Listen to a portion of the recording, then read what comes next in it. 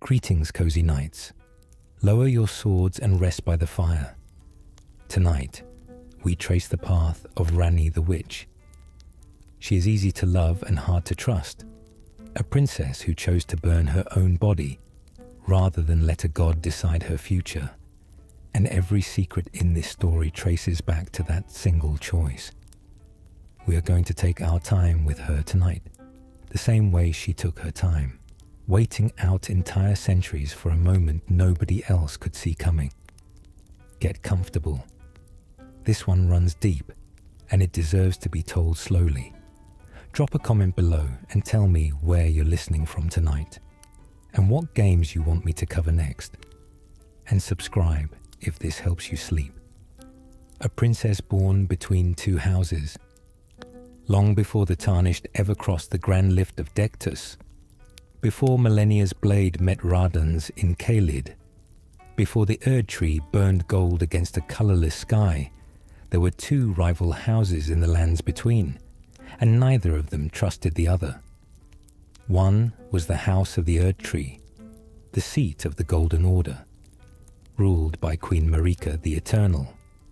The other was the House of the Moon, the Carian royal line of Liurnia, whose power came not from a tree, but from the sky itself, from lunar sorceries passed down through generations of women who studied the full moon, the way priests study scripture.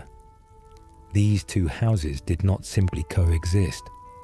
They postured, they competed, and at some point, war very nearly followed. To settle the matter, or perhaps to conquer it outright, Marika sent one of her most devoted champions to face the Carian Queen. That champion was Radagon, a warrior bound so completely to the Golden Order that his name would eventually become inseparable from the throne itself.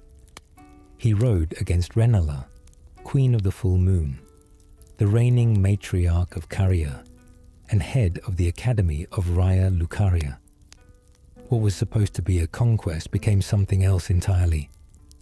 Radagon met Renna, and by whatever alchemy draws two people together against every strategic interest they were supposed to serve, he fell in love with her instead of defeating her. He repented for having come as an aggressor. The war that should have happened never did. Instead, the House of the Erd Tree and the House of the Moon were bound together by marriage, an alliance sealed not with treaties, but with a wedding. From this union came children. Radan, who would grow into the kind of warrior legends are built around, a general capable of holding gravity itself in place through sheer force of will. Rykard, who would eventually turn from the Golden Order entirely and devote himself to something far darker beneath Volcano Manor. And Ranni, the youngest of the three, and though nobody could have known it at the time, the one whose choices would eventually unmake the entire world, her parents had just finished stitching together. Ranni was raised as Carian royalty, a lunar princess in the truest sense, immersed from childhood in the traditions of the House of the Moon. Her mother Renna took a personal hand in her education, guiding her the way a lineage of witches guides its heirs, teaching her to look up and find her own moon, the way Renna herself had once found hers. This detail matters more than it might first appear. In Carian tradition, the moon is not simply an object in the sky. It is something closer to a soul marker, a private constellation each practitioner is meant to discover and claim as uniquely theirs. Renna's moon was full, warm in its own cold way, associated with rebirth and renewal, the kind of magic that could unmake a person's memories and let them start again, which is precisely the sorcery she uses against the Tarnished in the depths of Raya Lucaria's grand library.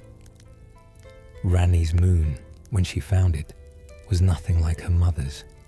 It was dark, it was distant, and even as a child, something about it frightened her, though she would come to embrace that fear rather than run from it. For a while, this arrangement however unusual its beginning, seemed to hold. The alliance between Erdtree and Moon stabilized the lands between. Radagon remained with Renala. Their children grew, and Carrier Manor stood as proof that two warring philosophies could, under the right circumstances, coexist. But nothing golden in this story stays golden for long. At some point, without warning that anyone in Carrier seemed to anticipate, Radagon left. He returned to the Erdtree capital and became king consort to Queen Marika herself, ascending to the position of second Elden Lord. He simply walked away from the family he had built with Renala, the same way he had once been sent to conquer her. Except this time there was no war to explain it, no external justification. He chose the golden throne over the family in the manor.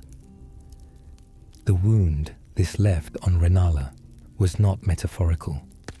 It broke something in her, and that break echoes through every step of her boss fight in Raya Lucaria, where the arena is staged as an illusory wedding ballroom, complete with a wedding cake and phantom guests, frozen in the moment of a celebration that curdled into abandonment.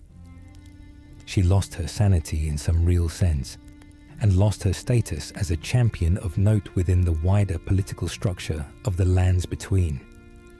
And her children, Radan, Rykard, and Ranni, found themselves elevated regardless of their mother's grief. Because their father was now consort to a goddess, they were suddenly demigods, children of the union between the Erdtree and the moon, in a much more literal sense than before, expected to carry the weight of that inheritance, whether they wanted it or not. There is a further wrinkle to this family history worth untangling, because it shapes exactly what kind of inheritance Ranni actually received from her father. Radagon was not simply a champion who happened to catch a goddess's eye later in life. He and Marika are, in a sense that the wider game only reveals gradually, two halves of the same divine being, separated across time and reunited more than once throughout the long history of the lands between. This means that when the lands between refer to Ranni, Radan, and Rykard as demigods, the title functions more as a rank within the Golden Order's own social structure than as a literal statement about how much divine blood runs in their veins. Their mother was mortal. Their father, whatever form he wore when he rode against Renala, already carried the full weight of a god inside him, whether anyone in Carrier understood that at the time or not. Ranni's own status as an Empyrean then sits on top of an already strange inheritance, a child born of a mortal queen, and a being who was, in some sense, that even the people around her may not have fully grasped, already divine before he ever set foot in Leonia. It is worth remembering, too, that Renala was not simply a queen in name. As head of the Academy of Raya Lucaria, she presided over one of the lands between's foremost centers of sorcerous learning, a place where Carian lunar magic was studied, refined, and passed down with the same rigor the Golden Order applied to its own religious doctrine. Ranni's earliest education did not happen in some private, isolated corner of Carrier Manor alone. It happened within reach of an institution built specifically to preserve and transmit exactly the kind of knowledge she would later turn against the very order her father represented, which makes her eventual rebellion feel less like an aberration and more like the logical endpoint of an education. She was simply never meant to weaponize this way. Ranni never got a say in any of this. She did not choose to be born into an alliance forged from an aborted war. She did not choose her father's abandonment, or her mother's unraveling, or the sudden and unearned promotion to demigod status that came from a marriage that had nothing to do with her own will. Every part of her identity up to this point had been assigned to her by forces entirely outside her control. Her bloodline, her mother's grief, her father's ambition, the politics of two houses that had decided, without asking her, what kind of person she was going to be. It is worth sitting with that for a moment, because it is the wound underneath everything Ranni does for the rest of her story. Long before she plots against gods, long before she sheds her own body in an act of self-annihilation that would terrify most mortals, Ranni is simply a girl who watched the adults around her make every important decision of her life without once considering what she might want instead. If you want to see the residue of this early history for yourself, you do not need speculation. Radon's Great Rune item text spells it out almost bluntly. He and his siblings were the children of Renna and Radagon, who became demigod stepchildren only after Radagon's union with Queen Marika. That single line does more work than pages of exposition. It confirms the order of events, confirms that their demigod status was conferred, not earned or chosen, and confirms that the entire architecture of Ranni's later rebellion begins here, in a marriage she had no part in making, and a divorce she had no part in causing. Everything that follows, the Empyrean status, the Night of the Black Knives, the doll body, the centuries of secrecy, all of it grows out of the simple human fact that a little girl in a manor by the lake grew up watching her mother's heart break in slow motion and decided quietly that whatever fate was being prepared for her, she would not let it be assigned to her the same way.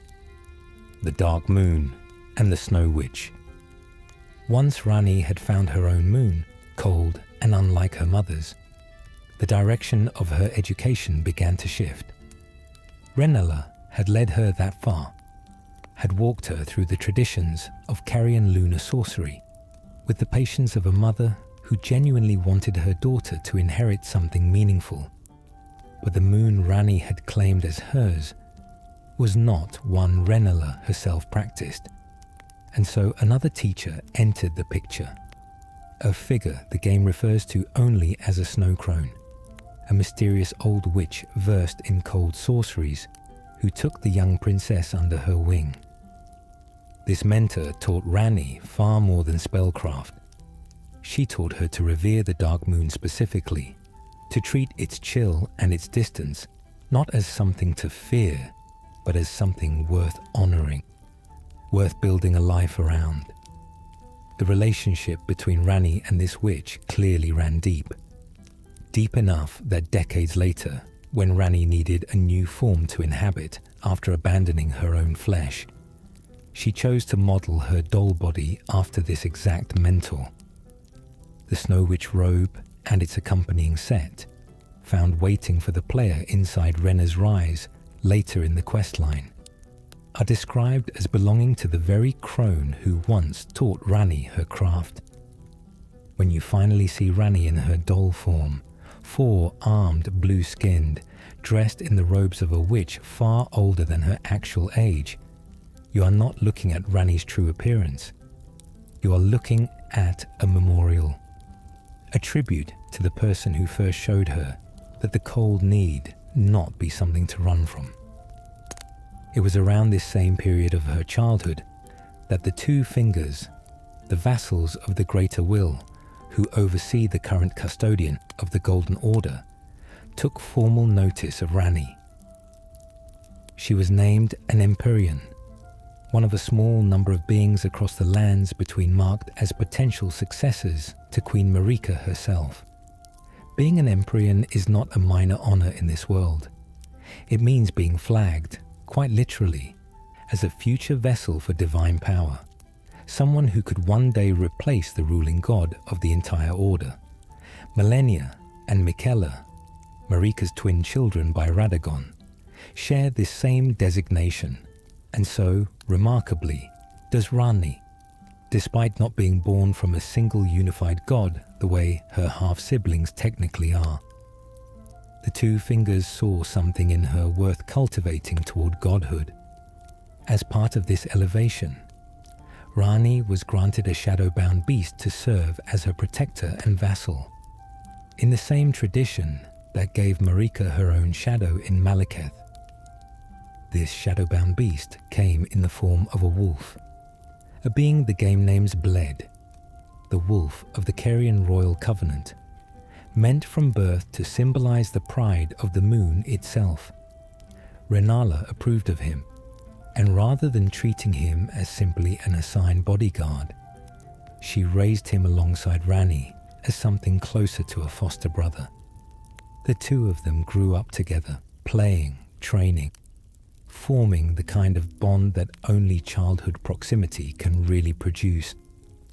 And they were frequently joined by a third companion, Elleh, a troll blacksmith who served the Carian royal family, a towering, gentle presence who would go on to become Ranni's war counselor and one of her most steadfastly loyal servants for the rest of her long, strange life. For a while, this must have felt like something close to a normal childhood, as normal as childhood can be for a princess who has already been marked as a candidate for godhood. Ranni had a devoted protector in Bled, a warm, patient friend in Elleh, a mother who loved her and had personally guided her lunar education, and a mysterious mentor who had opened an entirely new branch of sorcery to her, one that felt more truly hers than anything inherited from either parent's bloodline.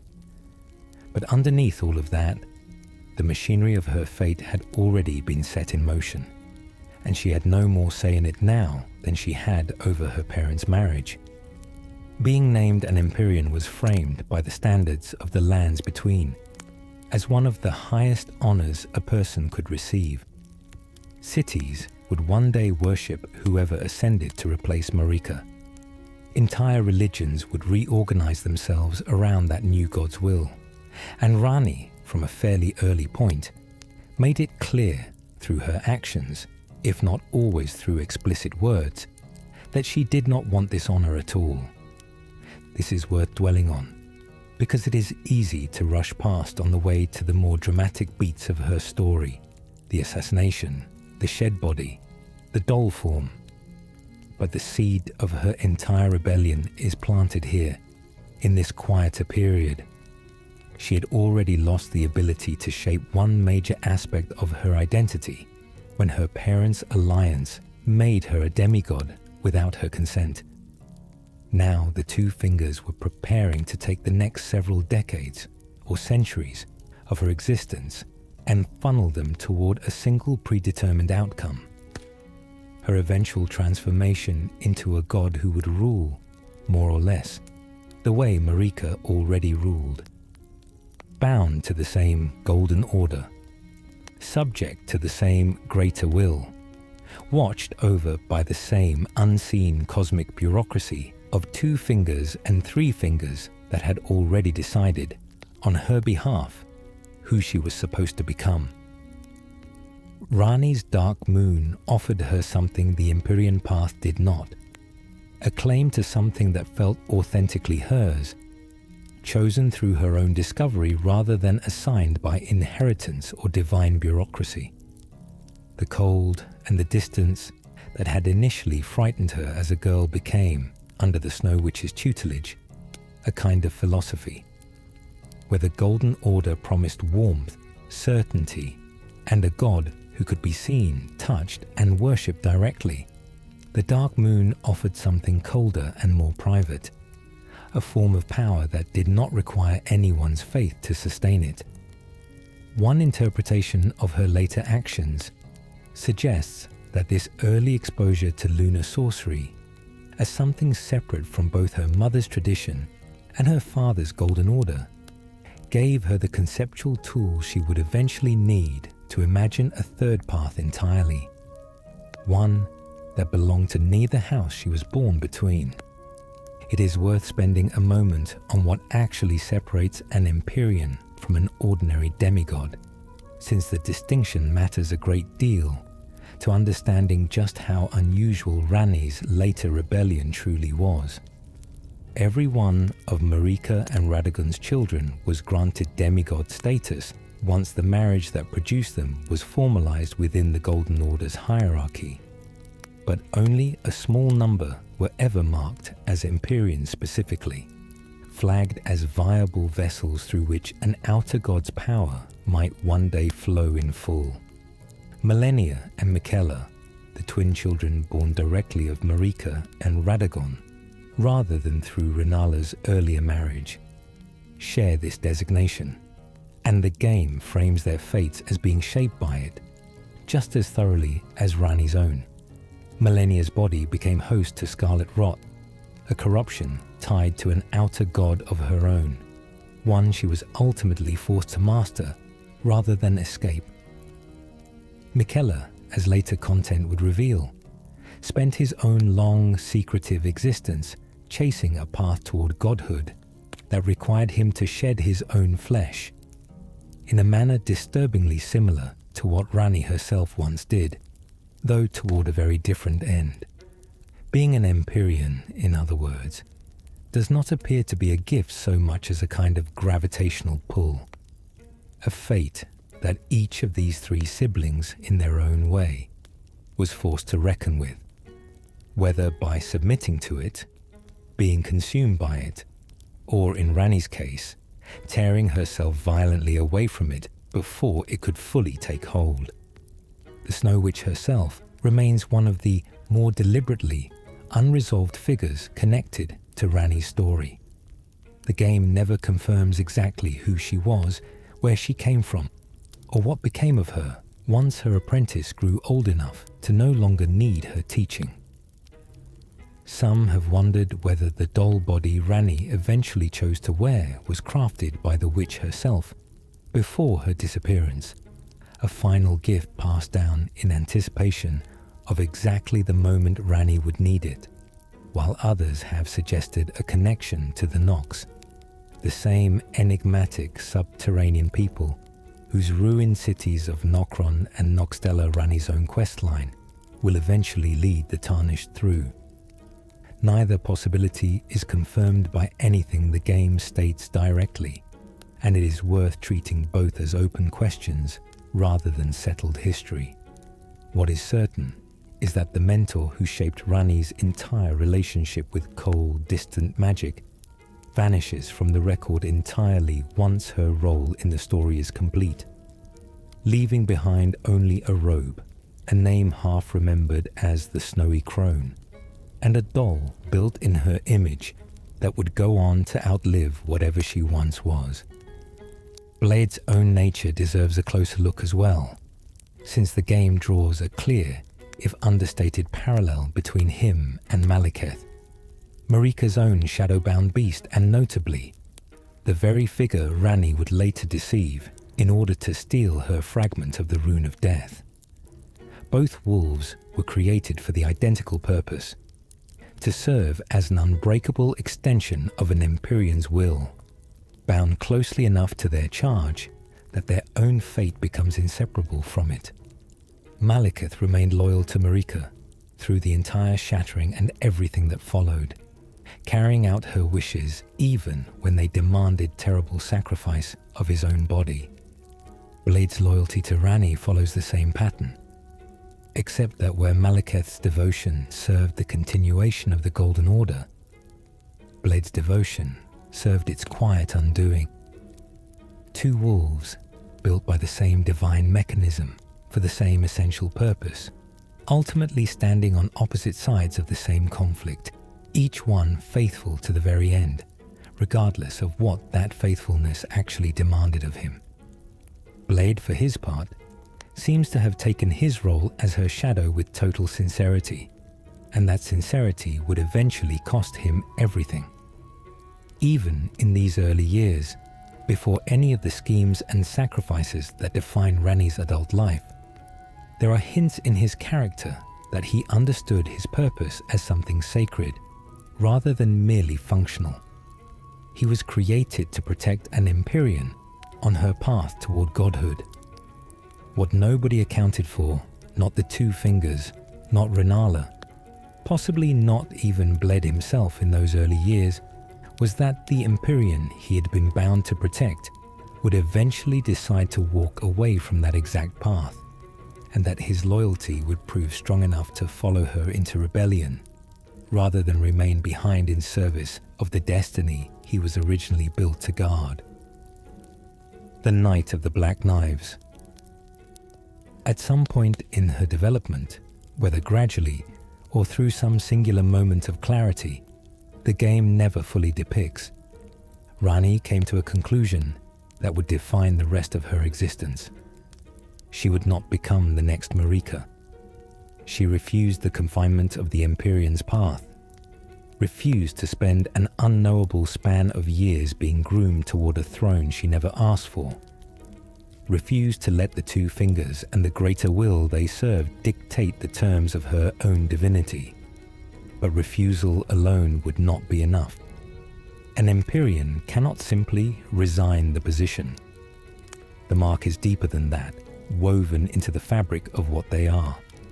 If Ranni wanted to actually escape her fate, rather than merely resent it, she would need something drastic, something capable of severing the connection at its root.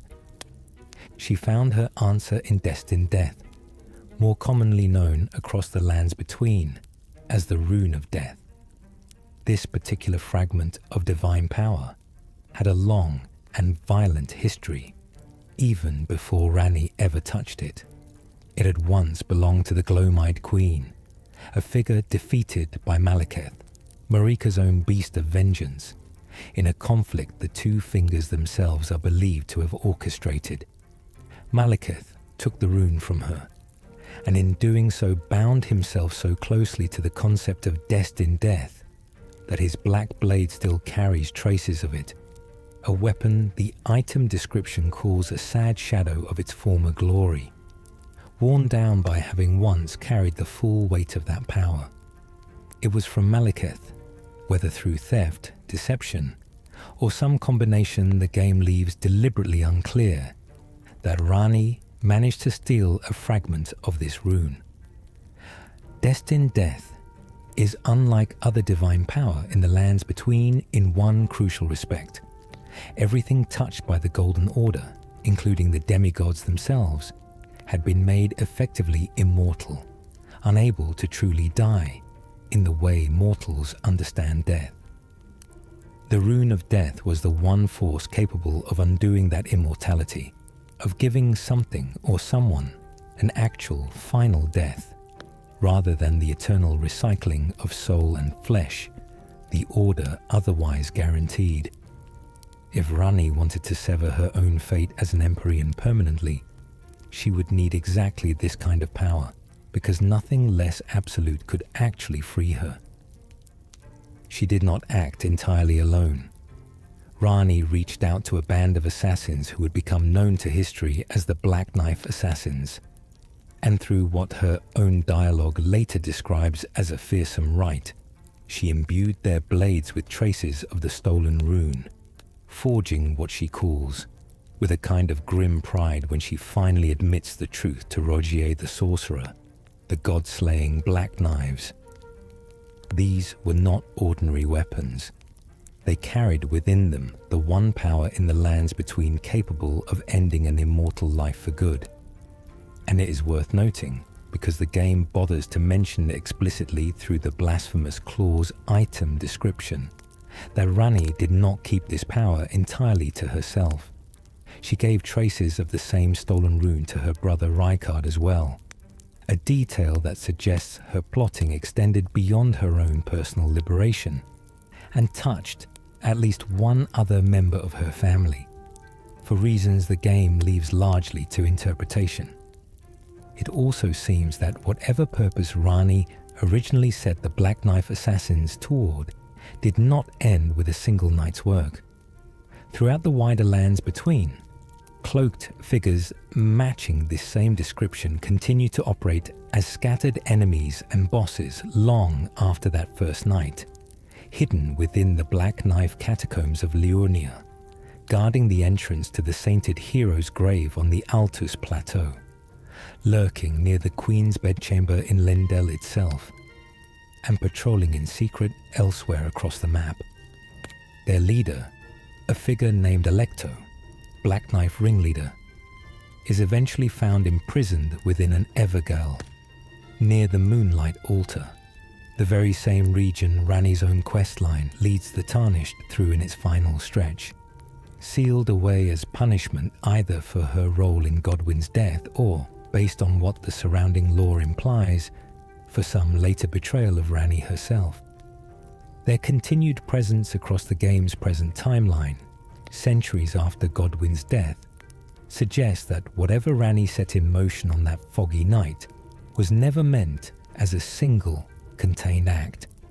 It became an ongoing campaign, a slow, patient culling carried out in the shadows long after the event that made them briefly famous had already faded into half-remembered history. With the blades prepared, the conspiracy moved forward on a night that would come to be remembered across the lands between as the Night of the Black Knives. The Elden Ring's own story trailer narrates the event with a chilling economy of language. On a night of wintry fog, the rune of death was stolen, and the demigods began to fall, starting with Godwyn the Golden. Godwyn was one of Marika's own children, celebrated as her most honorable and beloved, a demigod whose reputation for grace and virtue apparently outshone even his more famous siblings. He was the target the Black Knife assassins struck first, and struck successfully. Using blades infused with destined death, they killed him in a way no demigod had ever truly been killed before. Not simply defeated, not simply wounded, but touched by an actual final death, at least in soul. The precise nature of what happened to Godwyn afterward is genuinely strange even by the standards of this world. His body did not fully perish. It remained rooted beneath the capital of Lendel, entangled with the very foundations of the Erdtree itself, alive in some diminished sense even as his soul had been slain. This detail matters because it illustrates just how unprecedented the Night of the Black Knives truly was. Death, real death, was not supposed to be possible for a demigod. The entire architecture of the Golden Order rested on the promise of continuity, on souls returning again and again, rather than being extinguished.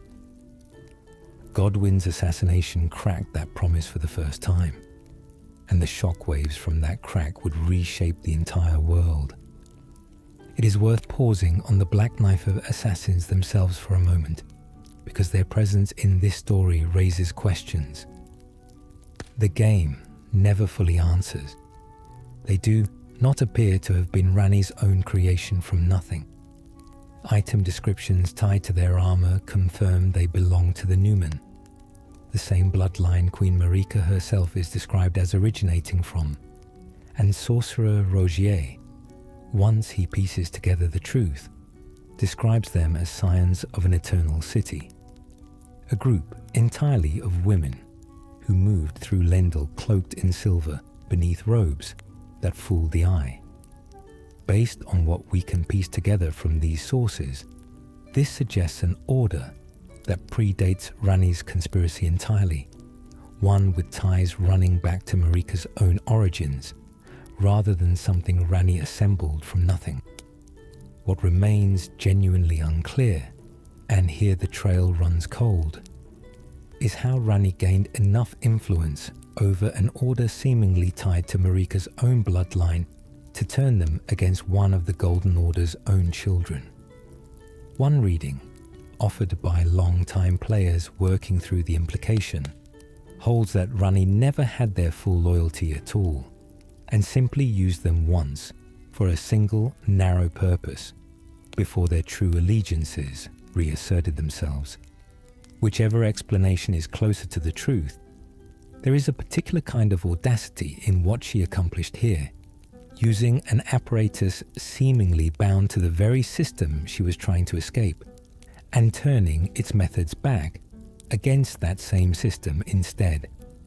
Why did Ranni choose Godwyn specifically, rather than some other target, or no target at all if her sole goal was simply severing her own Empyrean fate? The game itself does not give a definitive answer, and this is one of the places where speculation, clearly labelled as such, becomes necessary to fill the gap the narrative leaves open. Some interpretations, drawn largely from material introduced in Shadow of the Erdtree, suggest that Ranni may have understood something about the ambitions of her half-brother Miquella, another Empyrean, who is later revealed to have plans involving consorts he could kill and revive to serve his own path toward godhood. Under this theory, killing Godwyn's soul while leaving his body rooted in place may have been a way of placing him permanently beyond Miquella's reach, ensuring he could never be claimed or repurposed by whatever machinations Miquella was already setting in motion. This remains firmly in the territory of player theory rather than confirmed lore, based on threads of implication rather than direct textual confirmation. But it is a reading the DLC's content genuinely supports, and it offers one possible answer to a question the base game leaves entirely open. What is far better documented, because Ranni states it herself when confronted by Rogier late in her questline, is that she does not consider what she did shameful, nor does she frame it as an act she needs to justify to anyone chasing after the truth. When Rogier finally corners her with his suspicions, her response is almost imperious in its bluntness. She admits she stole a fragment of the Rune of Death. She admits she used it to forge the god-slaying black knives through the fearsome rite already described. She admits, without hesitation or softening, that she did it all.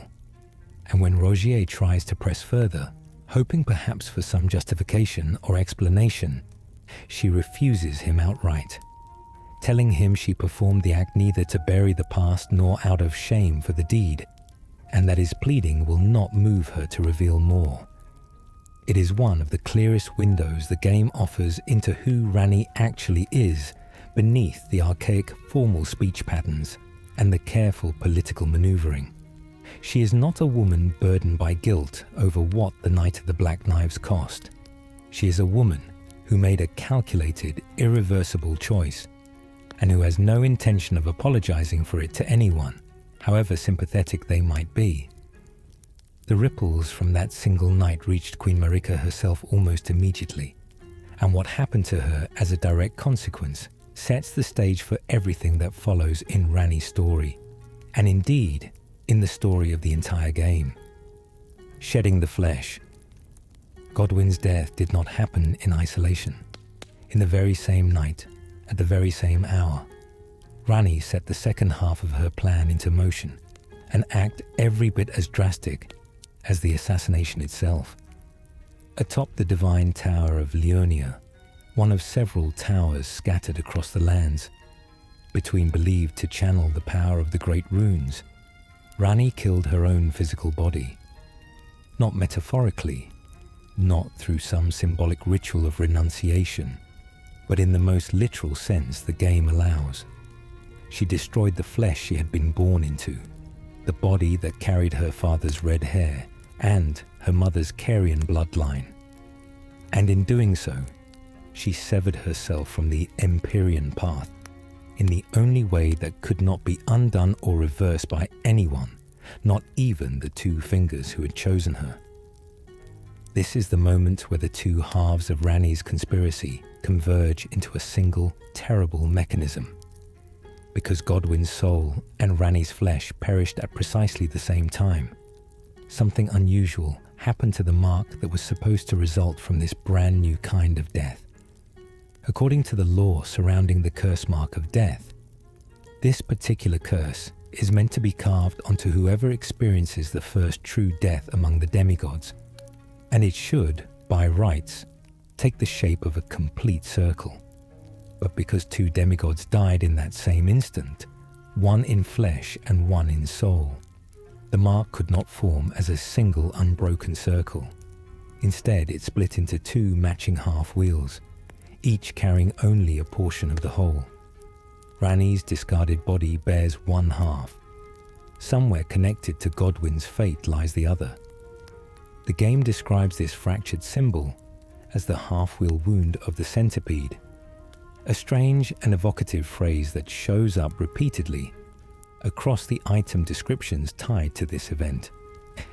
If you make the journey yourself, and it is a genuinely difficult one, requiring the Carian inverted statue and passage through the upside-down Carian study hall, you will eventually reach the summit of the Divine Tower of Liurnia and find Ranni's original body waiting there, exactly as it was left on that foggy night. It is blackened, charred by whatever process was used to destroy it. But if you look closely, you can still make out hints of red hair clinging to what remains of the skull, a quiet physical confirmation that Ranni truly was her father's daughter, sharing Radagon's distinctive colouring the same way her siblings Radan and Malenia do. The body itself has only 2 arms, a detail worth remembering, because the doll form Ranni inhabits for the entirety of the game you actually play through has 4. Resting on the corpse, you will also find the Stargazer heirloom, a talisman the game explicitly ties to Renala, a quiet, almost unbearably sad memento from a mother who had already lost so much, left behind on the body of a daughter who chose to die rather than become what the 2 fingers had planned for her. With her original body destroyed, Ranni needed somewhere for her spirit to reside, because destroying the flesh had not destroyed her. What remained of her chose to inhabit an artificial doll, purpose-built and shaped in the exact likeness of the mentor who had first taught her to love the dark moon, the snow crone from her childhood. This is the form the player meets throughout the entirety of the story, whether encountering her as the mysterious Renna at the church of Elleh in the earliest hours of the game, or later, once her identity is fully revealed, seated atop a stack of books at the top of Ranni's rise, using that same trick of elevated seating to appear taller and more imposing than the doll body actually allows. It is worth sitting with the strangeness of this choice for a moment. Ranni did not model her new form after herself, after some idealized vision of what her Empyrean body might have grown into. She modeled it after someone else entirely, a tribute to the person who gave her the philosophical and magical tools to imagine an alternative to the fate everyone else had already written for her. There is something worth noting about the specific choice of a doll body rather than any other available vessel, given how many alternative forms exist across the lands between for spirits and souls, separated from their original flesh. Marionette soldiers, the animate constructs wielded by sorcerers throughout the game, share a similar basic principle of artificial embodiment, and Miquella's own eventual path toward divesting himself of his flesh, revealed only much later in Shadow of the Erd Tree, follows a comparable logic of separating identity from the body it was born into. Ranni's choice specifically to model her new form after the Snow Witch, rather than constructing something closer to her own original appearance or adopting a more conventional marionette shape, reads as a deliberate act of identity reconstruction rather than mere practical necessity. She did not simply need a vessel. She chose to become, in outward appearance at least, the person who taught her that the cold need not be feared, carrying that lesson forward into the very shape she would wear for the rest of her existence. The doll body carries real costs, and the game is careful not to romanticize the choice Ranni made. She requires a physical vessel to move and interact with the world at all, which is why, throughout much of her questline, you never actually see her leave her tower under her own power. Her spirit and her body are, in a sense, provisional, held together by a kind of magic that is functional but not seamless, a workaround rather than a true restoration of what she once was. Freedom, in Ranni's case, did not come without sacrifice. She traded a body born of divine bloodlines for one built by hand, traded the promise of eventual godhood for an uncertain, fragile existence, as a spirit wearing a shape that was never originally hers. But the consequences of that single night reached far beyond Ranni's own personal transformation. Queen Marika, upon losing her son Godwyn to an assassination nobody within the Golden Order believed should have been possible, was driven, in the language of the game's own story trailer, to the very brink. What followed was the shattering, the moment Marika took the Elden Ring itself, the physical and metaphysical anchor of the entire Golden Order, and broke it apart.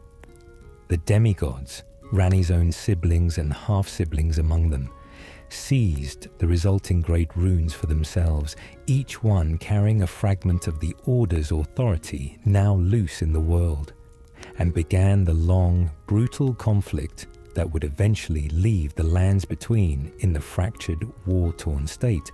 The Tarnished discovers upon their return at the very start of the game everyone actually plays. It is worth pausing here to note how differently this same moment gets treated by the one other major storyline built around it. Fia, the deathbed companion. The Tarnished may eventually meet back at the Round Table Hold, approaches the Knight of the Black Knives from an entirely different angle than Ranni ever does, where Ranni treats her role in Godwyn's death as a necessary, unregretted act of self-liberation. Fia comes to see the souls touched by destined death that night as innocent, as beings who committed no true offense and who deserve life rather than judgment, only having happened to touch upon what she calls a flaw in the Order. The same single night, the same stolen fragment of the same rune, produces two entirely different philosophies depending on who is left to interpret it afterward. One built around escape and distance, the other built around restoration and embrace. Neither reading cancels the other out within the game's own structure. Both remain fully playable paths forward from this same historical moment. A reminder that the Night of the Black Knives was never simply one event with one meaning. It was a wound the entire world would spend the rest of its history trying to make sense of, each survivor arriving at a different answer. The scale of that punishment is worth understanding fully because it clarifies just how seismic Ranni's actions on that single night actually were within the wider structure of the Golden Order. Shattering the Elden Ring was not simply a strategic decision Marika made calmly from a position of strength. It was widely regarded by the Order she herself had built as the gravest possible transgression a custodian of that Order could commit. And Marika herself was ultimately imprisoned within the Erdtree as a consequence, sealed away from the world she'd ruled for the Order's entire recorded history. A single night of Ranni's plotting had, by extension, ended not only Godwyn's continuity and her own physical existence, but the freedom of the goddess who sat above them both. Whether Ranni understood, at the moment she orchestrated the assassination, that the ripples would eventually reach that far, imprisoning even Marika herself, is left entirely unaddressed by anything she says throughout her own questline. She never once references Marika's fate directly in any of her recorded dialogue, an omission that, given how carefully she otherwise chooses her words, feels less like an oversight than a deliberate refusal to dwell on consequences she may have anticipated all along. Ranni had, in the space of a single night, killed a demigod, destroyed her own body, and set into motion the exact catastrophe that would define the rest of the game's timeline. Whether she anticipated the full scope of what the shattering would become, or whether she simply cared far less about the wider political consequences than she cared about securing her own freedom, is left deliberately ambiguous. What is not ambiguous is her subsequent behavior. Once the Elden Ring lay in pieces and her siblings scattered across the map to claim their portions of its broken authority, Ranni did something none of the other demigods chose to do. She stepped back entirely, and for what appears to have been an extraordinarily long stretch of time, she simply waited. Centuries of secrecy. In the aftermath of the shattering, every other demigod who mattered to the unfolding war took up a piece of the broken Elden Ring and used it to carve out territory, power, or purpose. Godric grafted the limbs of the fallen onto himself in Stormvale. Rykard descended into something monstrous beneath Volcano Manor. Radahn held Caelid with an iron grip until scarlet rot claimed the region around him. Morgott clung to Leyndell. Morg schemed in the depths beneath the capital. Millennia carried her rot in silence through the Haligtree. Every single one of them made themselves visible, made themselves part of the war for the Lands Between's future. Ranni did not. As an Empyrean and a daughter of Radagon and Rennala, she would have been entitled to claim a great rune of her own by simple birthright, the same way her siblings did. And according to the wider fan consensus built from the ring's own item text, she apparently did exactly that, only to discard it almost immediately, an act the Darkmoon Ring's inscription seems to gesture toward without confirming outright. The ring warns that whoever takes it should not remove it from where it rests, and closes with a line written in Ranni's own voice, if the item description is to be taken as her own words. The solitude beyond the night is better mine alone. One interpretation of that phrase suggests Ranni had already resolved, even at this early stage, to carry the burden of whatever came next by herself, rather than share it with the same demigods currently tearing each other apart over the pieces of a broken god's authority. This remains an inference drawn from the poetry of an item description rather than an explicitly stated fact, and it is worth holding loosely rather than treating as settled history. What she did instead of joining the war was retreat almost entirely from view, taking up residence in what would become known as Ranni's Rise, one of 3 towers standing together in the Three Sisters region of Leonia, protected behind Carrier Manor and its guardian, Royal Knight Loretta. From there, she began what appears to have been an extraordinarily patient, extraordinarily long campaign of quiet preparation, gathering only a small handful of trusted servants around her rather than armies. War Counselor Iji remained at her side, the same gentle troll blacksmith who had known her since childhood. Blade, her shadowbound protector, stayed loyal despite the fact that the fate he had originally been created to guard against, Ranni's ascension to godhood along the path the Two Fingers intended, was precisely the fate she had already rejected. And at some point, a third figure entered her service, Preceptor Seluvis, a sorcerer whose exact history with the Carian royal family the game never fully explains, though his connection to Rennala's academy and his access to doll-related magic suggest deep roots within the same institutions that once shaped Ranni's own education.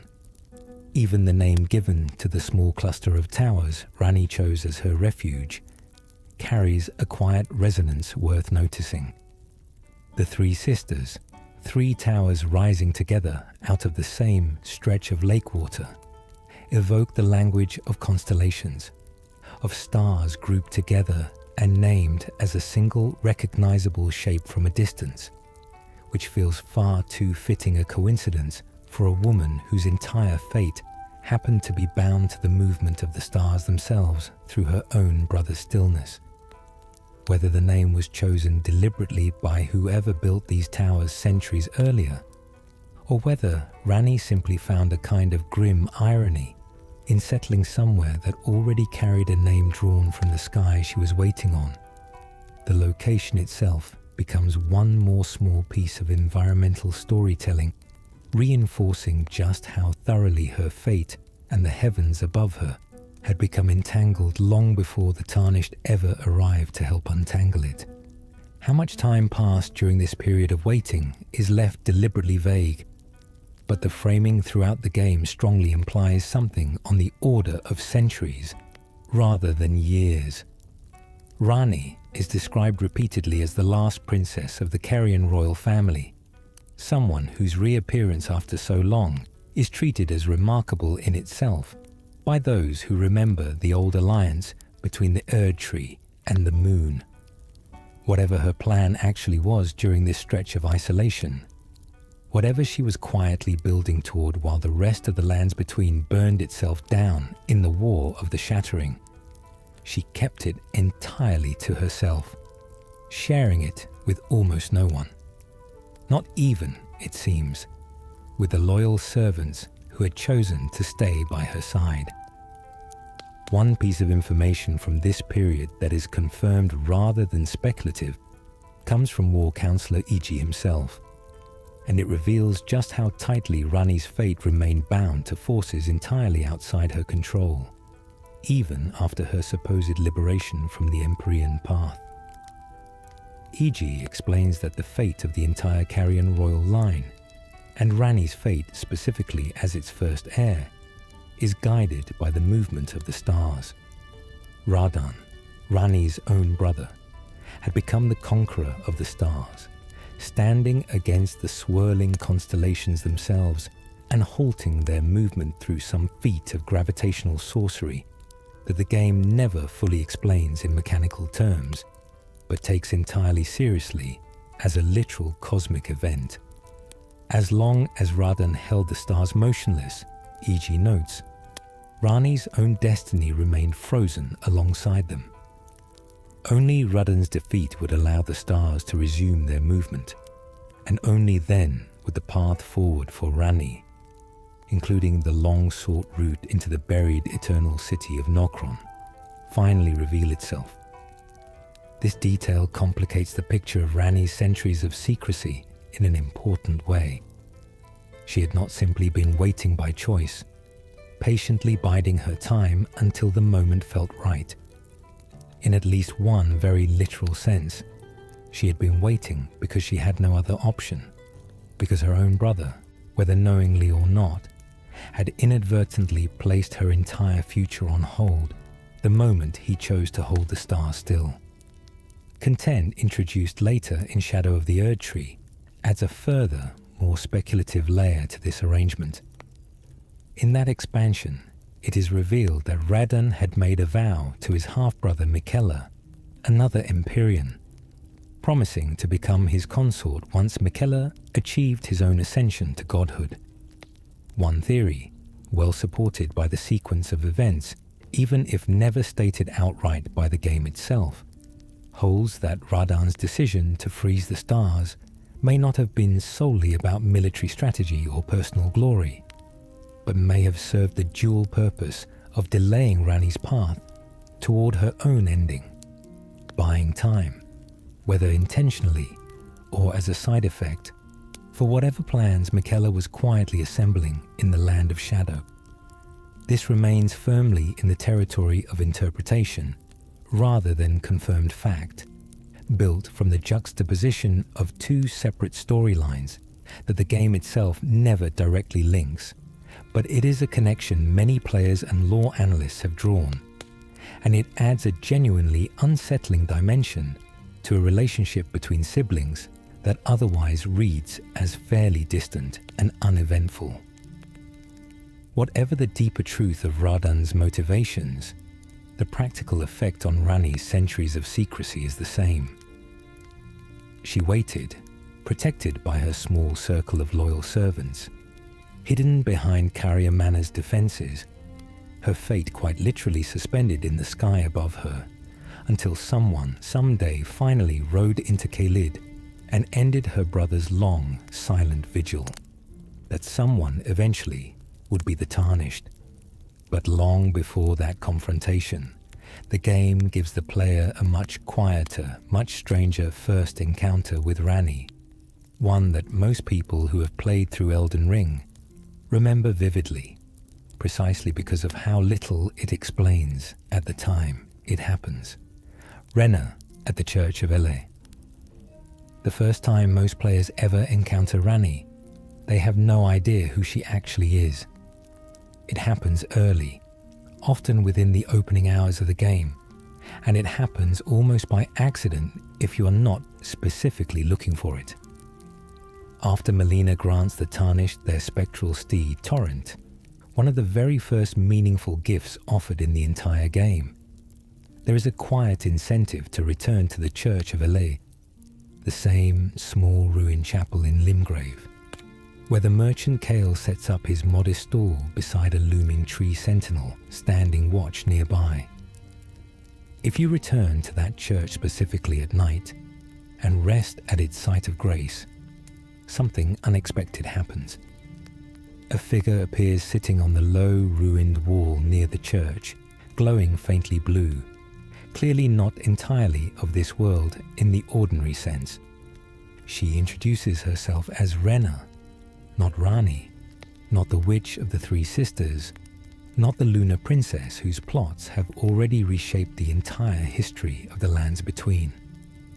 Just Renna, a name that sounds almost like a smaller, gentler echo of her true identity, and which most players, on a first playthrough, have absolutely no reason to connect to anything else happening in the story yet.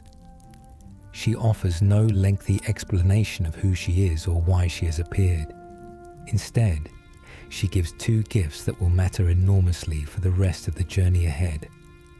The Spirit Calling Bell, the item that allows the Tarnished to summon spirit ashes into battle for the first time, and the Lone Wolf Ashes, a modest but genuinely useful early summon that can turn several of Limgrave's tougher fights significantly more manageable. Then, having delivered these gifts, she vanishes. The setting itself deserves a moment of attention, because it is easy to walk past the Church of Elleh dozens of times over the course of a playthrough without ever registering how quietly strange it is.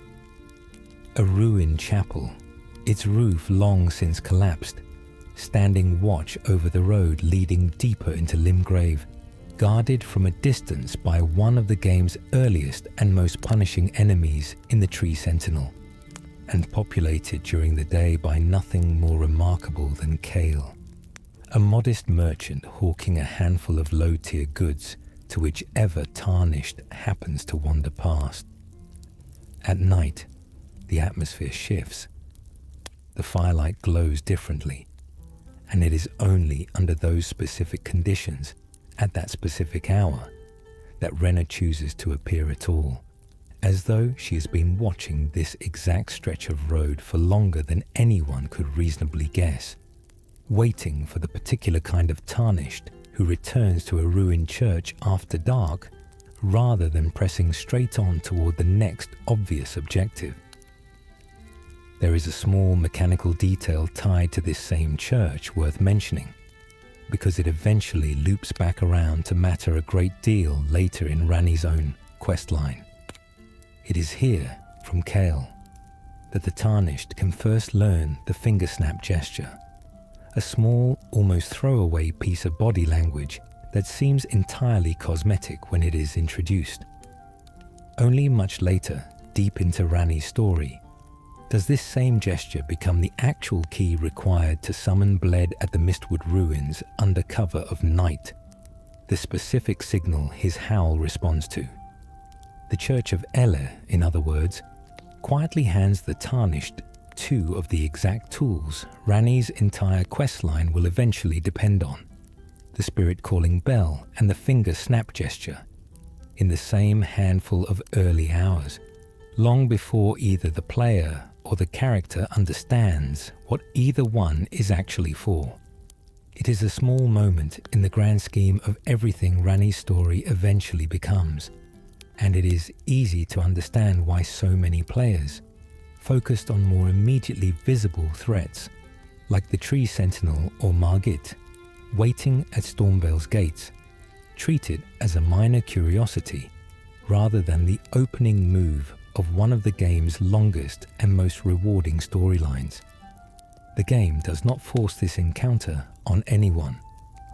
It is entirely possible to miss it, whether through unlucky timing or simple lack of curiosity. And if that happens, the Spirit Calling Bell and Lone Wolf Ashes remain available for purchase later from the Twin Maiden Husks, back at the Round Table Hold, meaning the mechanical benefit of this scene is never truly locked away.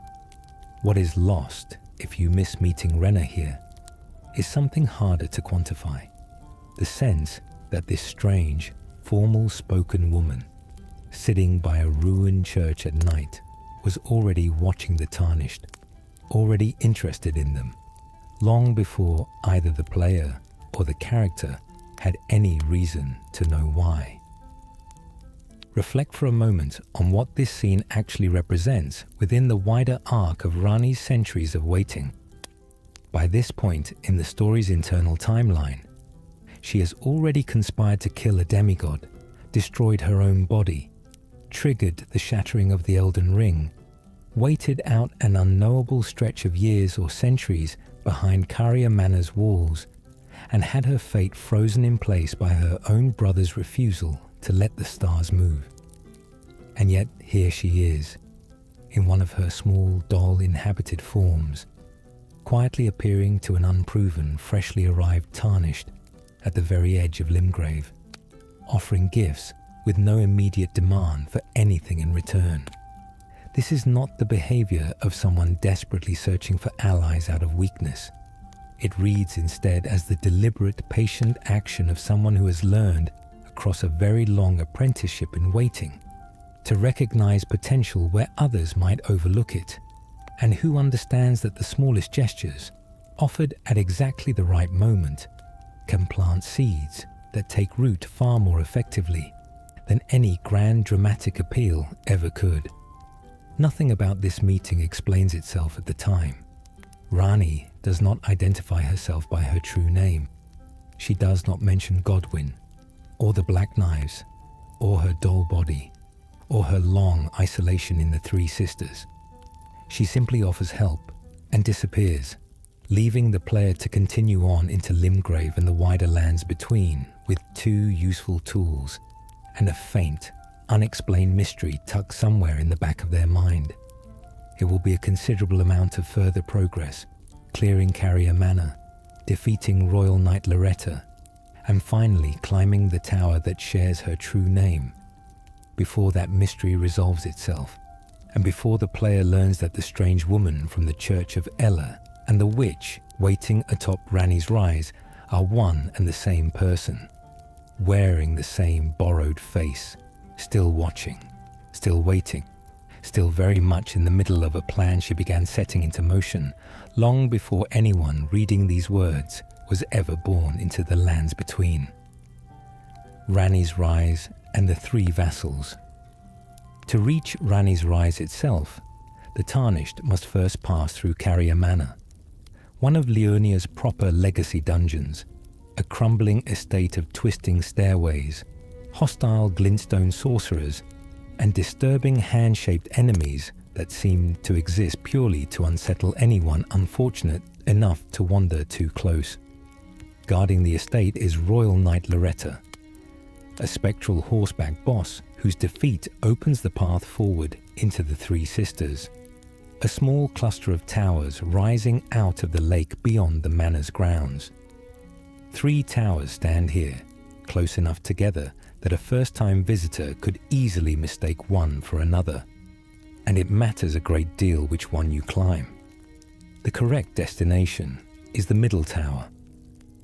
Ranni's Rise itself, though a dragon patrolling the grounds outside and a den of wolves near the entrance, make even reaching its doors an unpleasant proposition for the unprepared.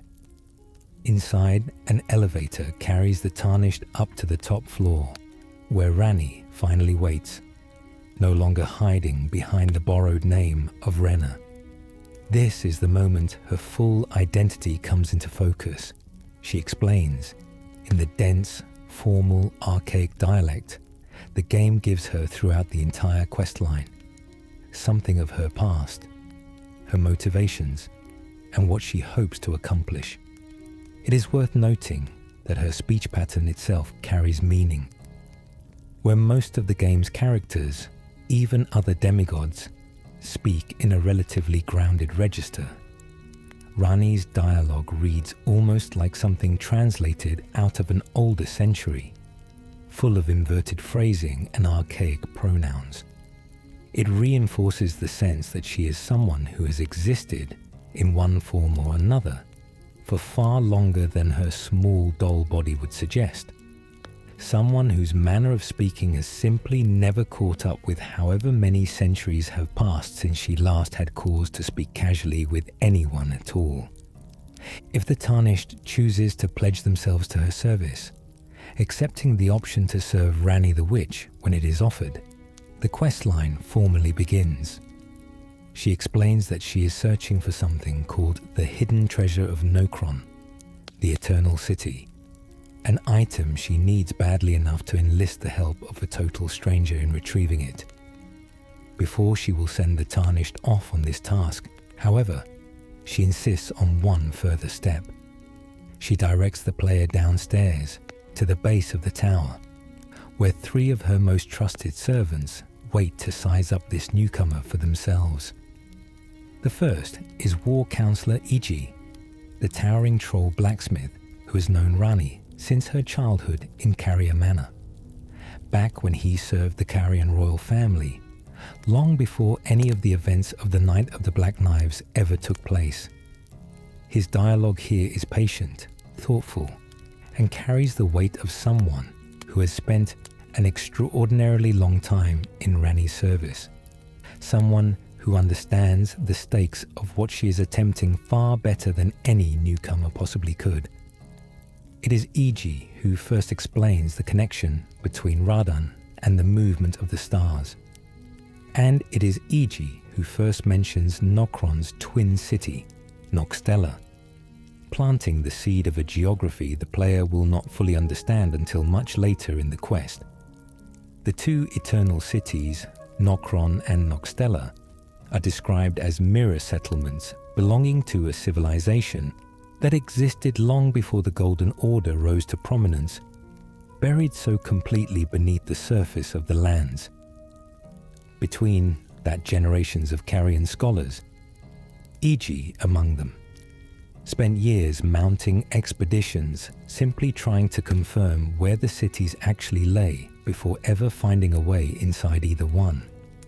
That Ranni's own path to freedom runs directly through the remains of this older, forgotten civilization feels almost thematically inevitable once you sit with it. She is a woman trying to step outside the story the Golden Order has written for the lands between, and the tool she needs to do, it waits buried inside the ruins of a people who existed before that story was ever told. The second is Bled, though whether the player actually meets him here in his projected form or must instead travel to find him depends on how far the Radan storyline has already progressed independently. In cases where Radan has not yet been defeated, a spectral projection of Blade appears at the base of the tower, offering his own gruff, guarded introduction before directing the Tarnished towards Siofra River, where his physical form actually waits. Blade's manner throughout all of this is notably different from Elleh's calm patience. He comes across as boorish, wary, slow to extend trust, but the moment his loyalty to Ranni is invoked, that gruffness gives way to something closer to fierce, unwavering devotion.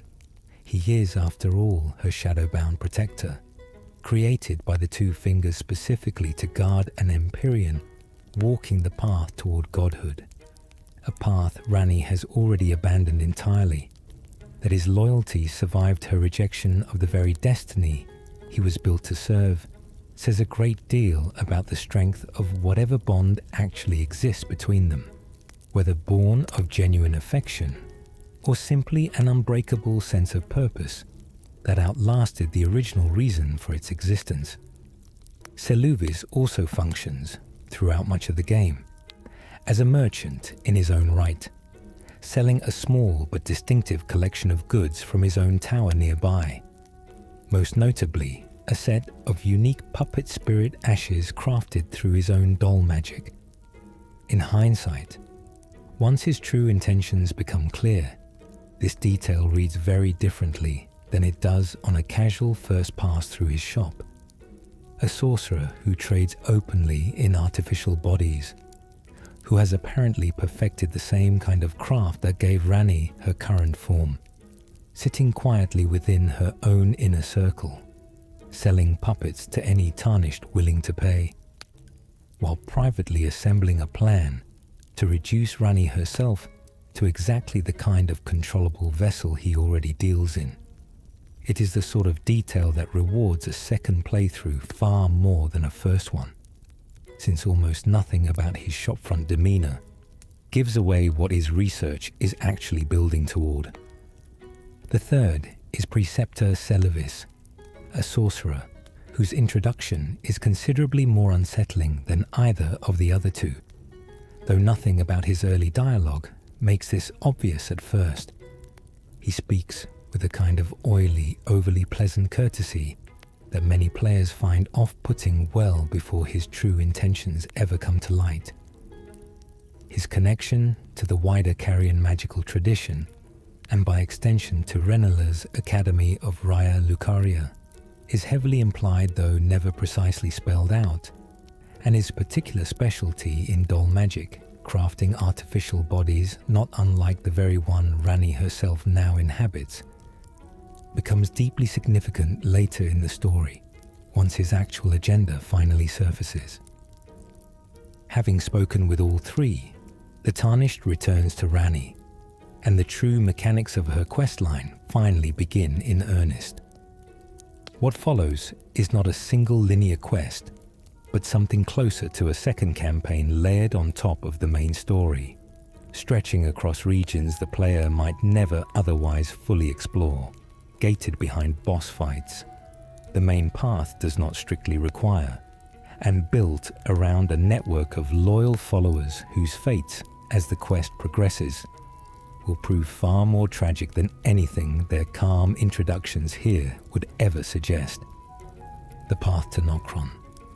With her 3 vassals introduced and her plan explained in broad strokes, Ranni sends the Tarnished off to find Bled at Siofra River, accessible through the well found near Mistwood Ruins in Limgrave. There, standing at the edge of a cliff overlooking the buried remains of an ancient civilization, Blade waits with further instructions, directing the player toward Preceptor Seluvis for information about how Nokron might actually be reached. Seluvis, true to his introduced character, is helpful but conspicuously vague, redirecting the Tarnished onward to Sorceress Selen, another figure entirely outside Ranni's direct service, whose own storyline intersects here only briefly before diverging into its own separate path. The thread that eventually ties all of this together leads back to E.G.'s earlier explanation about the stars. Nokron cannot be reached, no matter how thoroughly the Mistwood is searched, because the path into it remains sealed until Raydun's grip on the sky is broken. And so the questline, almost as a formality by this point, funnels the Tarnished toward Redmane Castle in Caelid, where the long-anticipated Ruddan festival eventually begins. This is one of Elden Ring's most memorable boss encounters, not simply for the difficulty of the fight itself, though Ruddan remains a formidable opponent even for well-prepared Tarnished, but for the sheer spectacle surrounding it. Ash summons from across the community can be called into the arena, and Blade himself can be summoned to fight at the player's side, adding a layer of personal stakes to what might otherwise feel like a purely mechanical boss encounter. Here is a warrior who has, according to E.G.'s own dialogue, held the stars themselves motionless through the sheer force of his gravitational sorcery, standing at the center of a festival dedicated entirely to his own downfall, and helping to bring that downfall about is Bled, sworn protector of the very sister whose fate Raidan's stillness has kept suspended for who knows how many years. The festival itself, before the fight ever begins, is worth dwelling on for what it reveals about how the surviving people of Caelid have come to understand their general. Figures like Jeren and Iron Fist Alexander gather at Redmane Castle in genuine celebration, treating the coming battle less as a desperate last stand against a monster and more as a long-anticipated tournament, a chance to test themselves against a legend before that legend is finally allowed to fall. Sorceress Selen, whose own questline briefly overlaps with this stretch of Ranni's story through Seluvis's earlier redirection, offers her own perspective on Radahn's condition from the sidelines, treating his decline as a subject of clinical, faintly detached academic interest rather than tragedy. One more data point in her own long study of magic and its costs.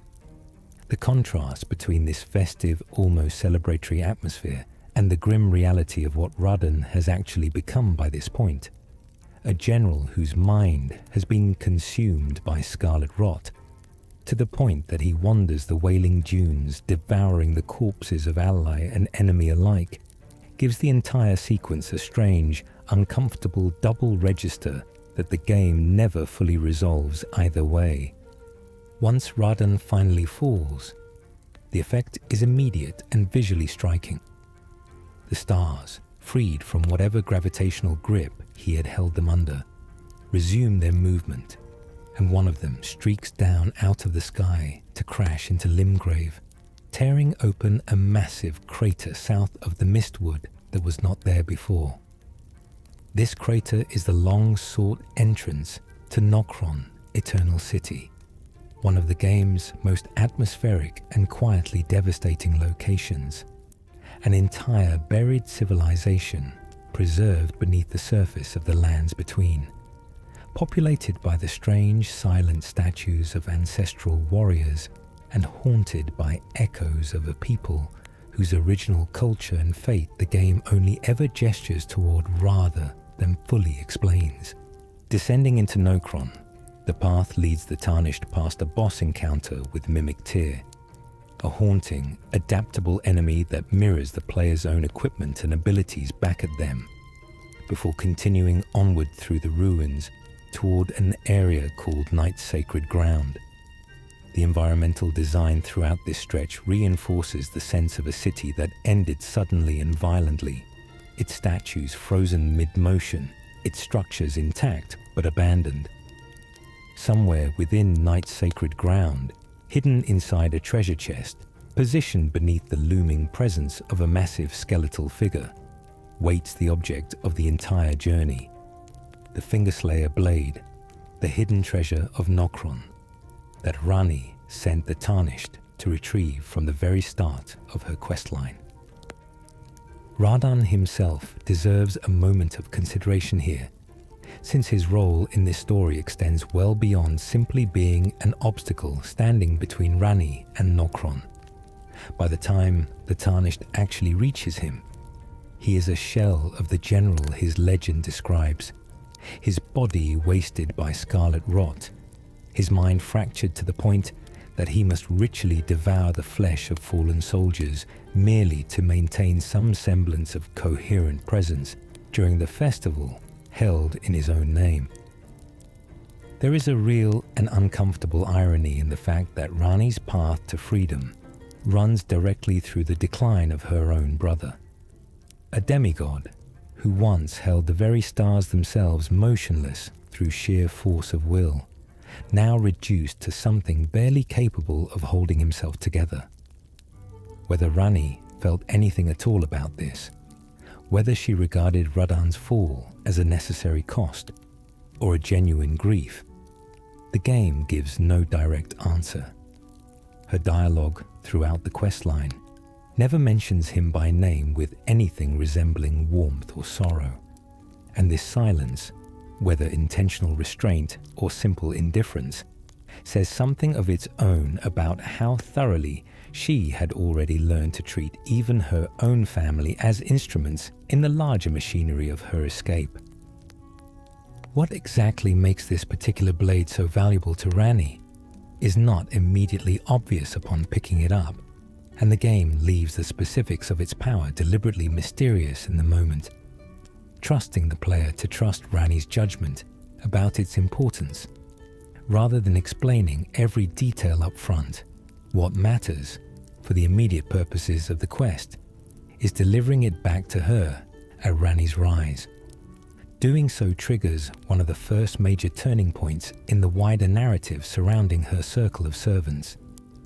Handing over the Fingerslayer blade marks the moment Seluvis's own separate storyline begins moving toward its eventual grim conclusion, though the full shape of his betrayal will not become clear until considerably further into the quest. It is worth noting, since it recontextualizes this entire fight, once Shadow of the Erdtree's own revelations enter the picture, that Radahn's death here does not turn out to be permanent in the way the base game initially presents it. Miquella, pursuing his own long-laid plans for godhood, later claims Radahn's fallen soul and returns him to a kind of half-life within the realm of shadow, binding him into a body built from the corpse of another fallen demigod, Mog, in order to fulfill a promise the two of them made to each other long before the Tarnished ever arrived to end Radahn's first life. Former retainers of his, figures like Redmane Freya, encountered later in the Land of Shadow, speak of him still with the reverence of soldiers who never stop believing in their general, unaware or unwilling to accept quite how thoroughly Miquella's ambitions had already reshaped what remained of him.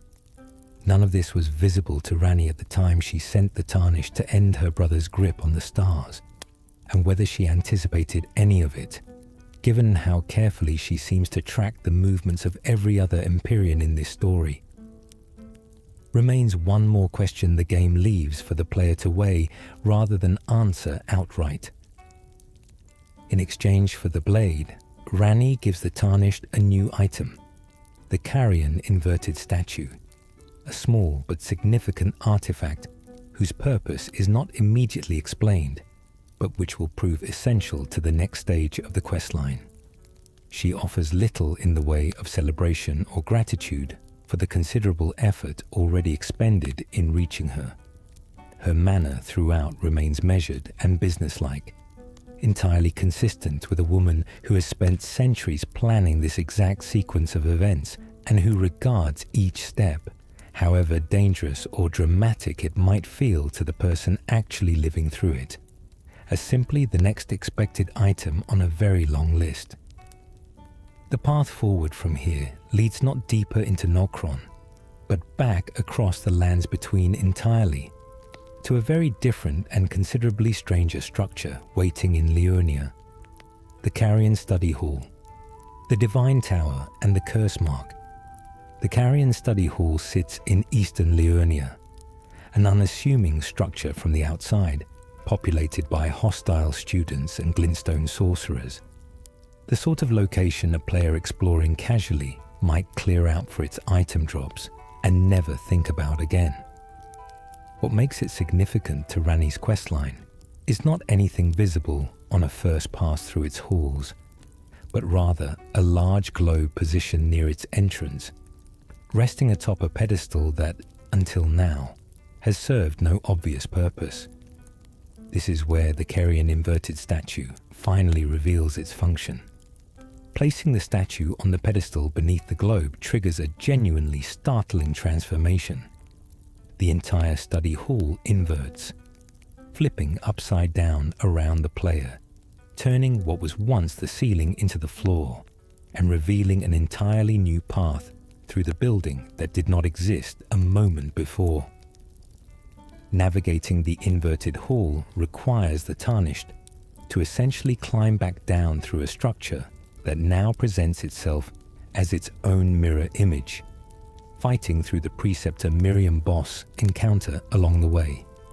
Miriam served the Carian royal family in the past, wielding an Academy glintstone staff and a repertoire of Carian sorceries, teleporting away each time she takes damage, while a pair of puppet wandering nobles, artificial constructs rather than living soldiers, rise to defend her at several points along the climb. Several sources note her strong resemblance to Seluvis, close enough that some who have studied the two side by side have wondered whether they trained under the same tradition of Carian magic, or whether Miriam might once have belonged to the same order of puppet crafting preceptors Seluvis represents, a detail that, if accurate, would connect this fight to the wider thread of doll magic running underneath Ranni's entire story, though the game itself never confirms the relationship outright. The pedestal that receives the Carian inverted statue carries its own inscription, calling on the celestial globe to guide fortune through the wisdom of the moon and stars, and asking, in its closing line, that it forever conceal the transgressions of the princess. Read after everything the summit of this tower eventually reveals.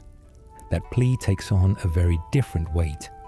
Whoever inscribed those words may have been asking the globe to protect a secret that was never really Ranni's alone to keep, and it stands to reason that the entire inverted structure exists, at least in part, as an attempt to bury a truth someone in the Carian family line badly wanted kept from the world. The disorientation of walking through an inverted building is deliberate, and it is worth lingering on for a moment rather than treating it as simply an unusual gimmick. Every staircase leads the wrong direction. Every window frames the world upside down. Furniture that should rest on the floor instead hangs from what is now the ceiling.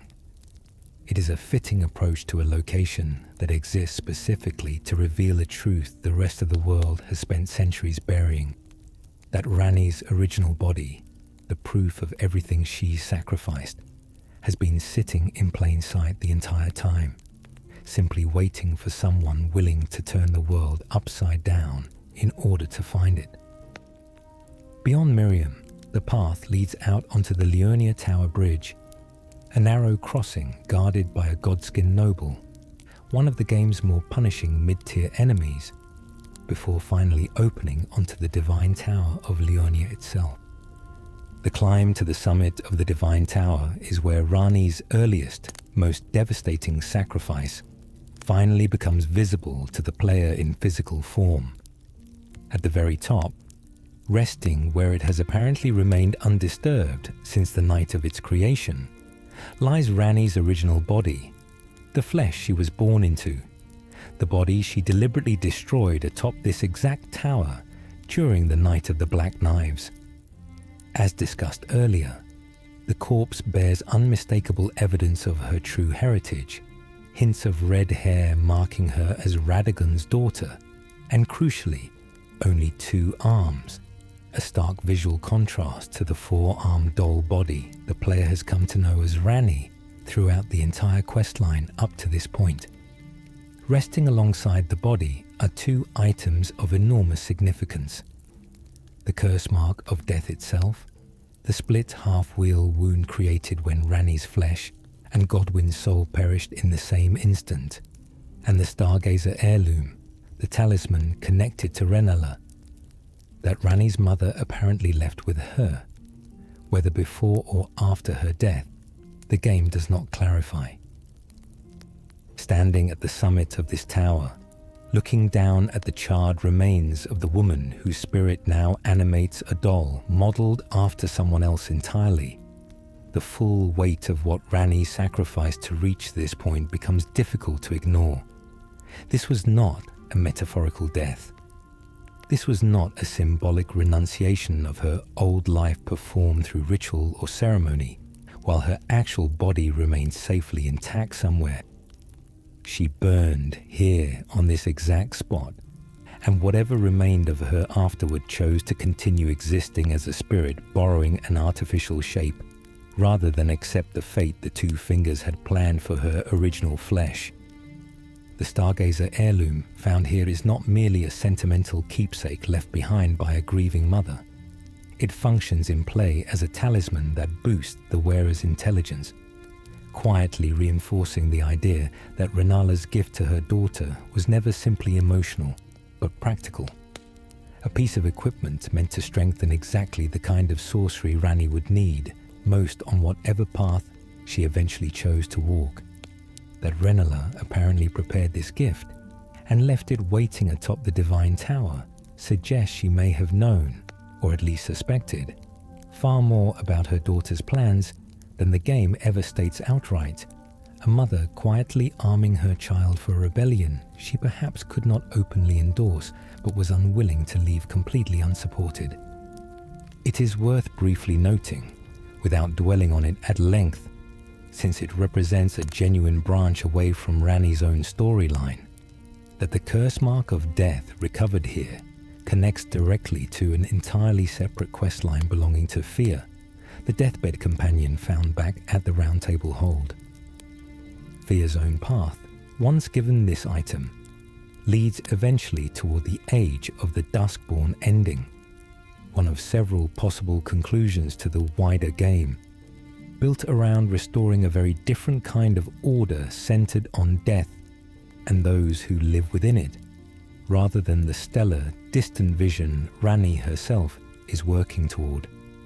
The two paths intersect here, at this single item, before diverging entirely, and the game leaves it to the player to decide which thread, if either, they wish to follow to its conclusion, though pursuing both to their fullest extent within a single playthrough eventually requires choosing only one final ending regardless. Returning to Ranni's rise with the Cursemark of Death in hand produces an unsettling discovery. Ranni is no longer there. The chamber where she once sat atop her stack of books, delivering instructions in that formal, unhurried cadence, now stands empty, replaced instead by a newly appeared site of grace called Ranni's Chamber.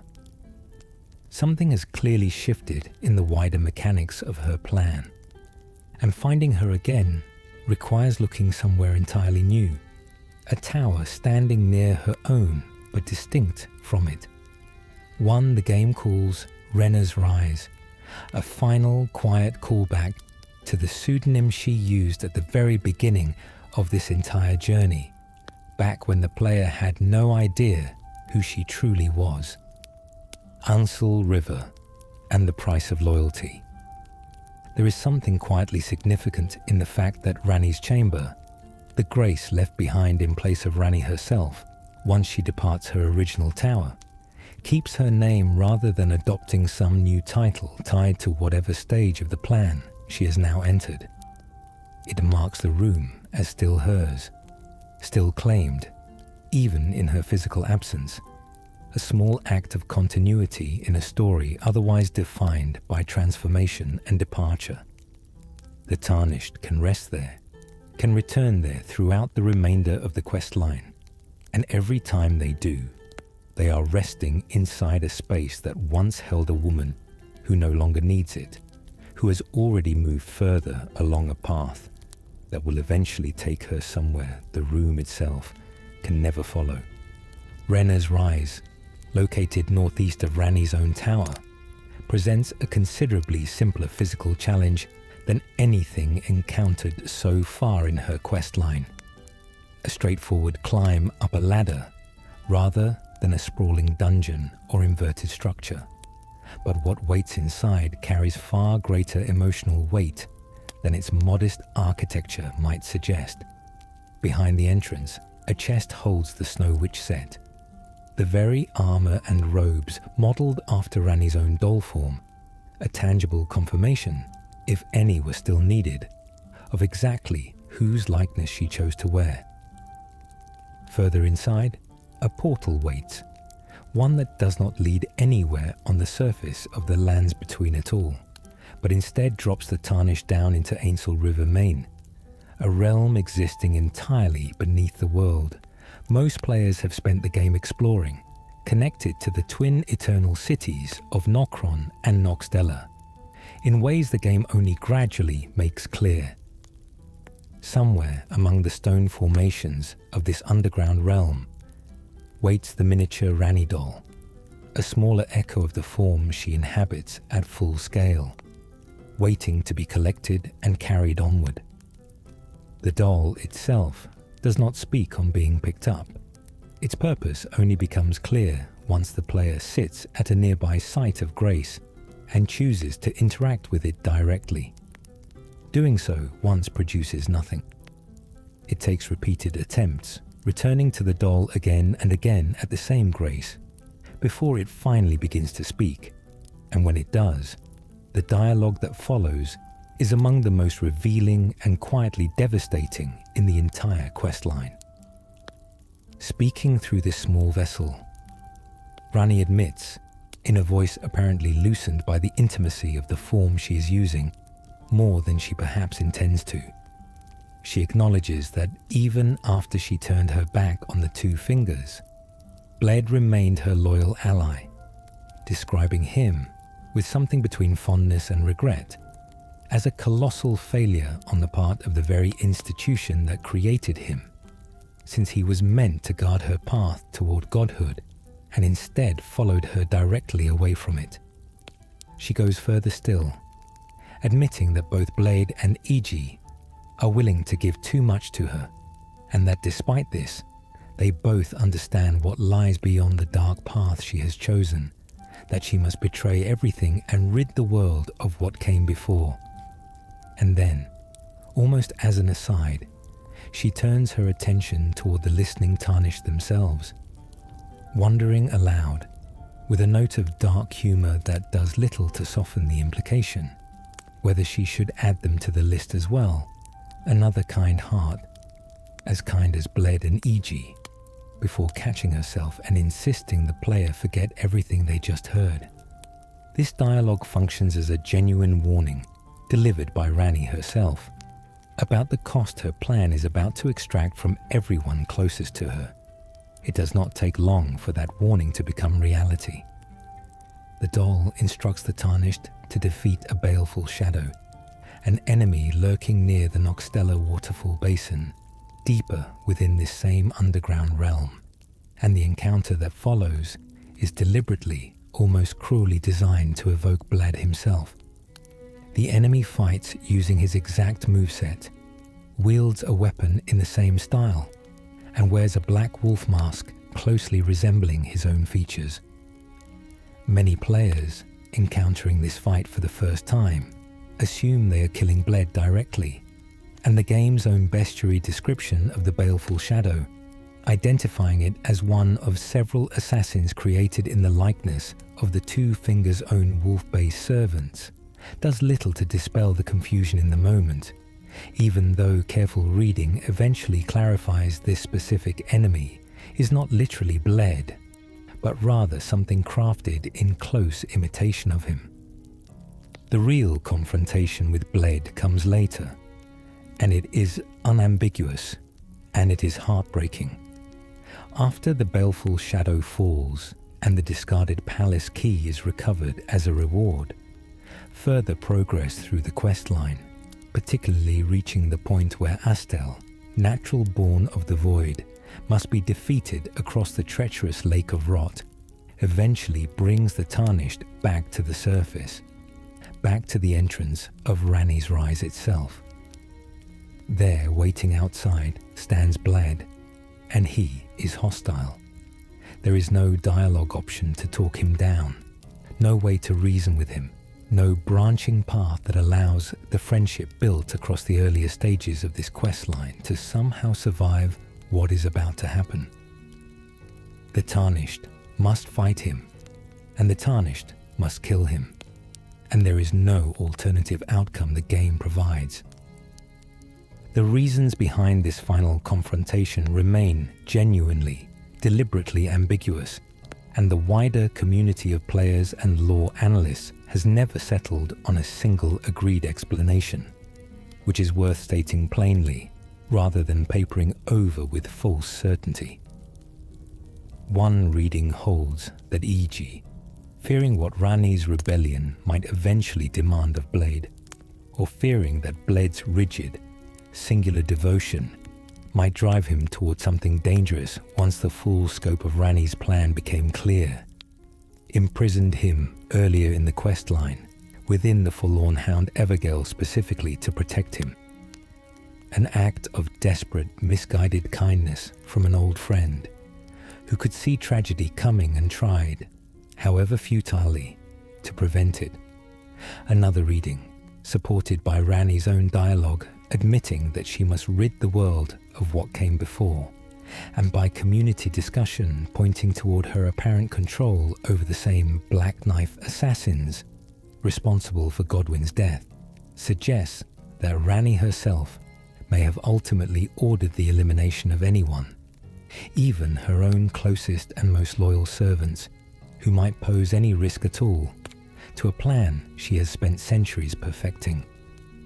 A third, somewhat more sympathetic interpretation notes that the Black Knife assassins may simply have acted independently by this point, their loyalty to whoever originally commanded them fractured along with the rune of death itself once it was divided between Godwyn and Ranni's own Cursemark, leaving them as agents of chaos rather than instruments of any single person's deliberate will.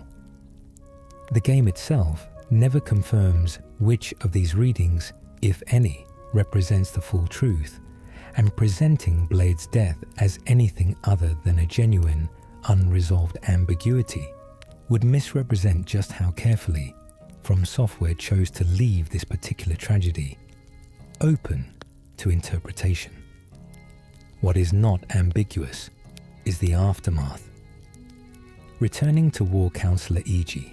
and selecting the dialogue option specifically addressing Blade's death produces a response heavy with grief, E.G. acknowledging what has happened and stating, in words that carry an unmistakable finality, that he will follow his old friend soon.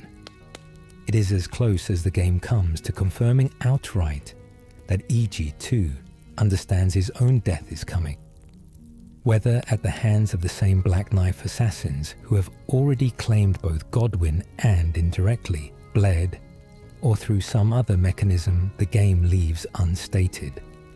Community discussion has long noted that E.G. himself is eventually found engulfed in black flame, a detail some connect directly to the power of destined death that Ranni herself once stole and distributed, suggesting his end, whenever and however it actually occurs, is bound up in the exact same conspiracy that began the entire chain of events on the night of the Black Knives all those centuries earlier.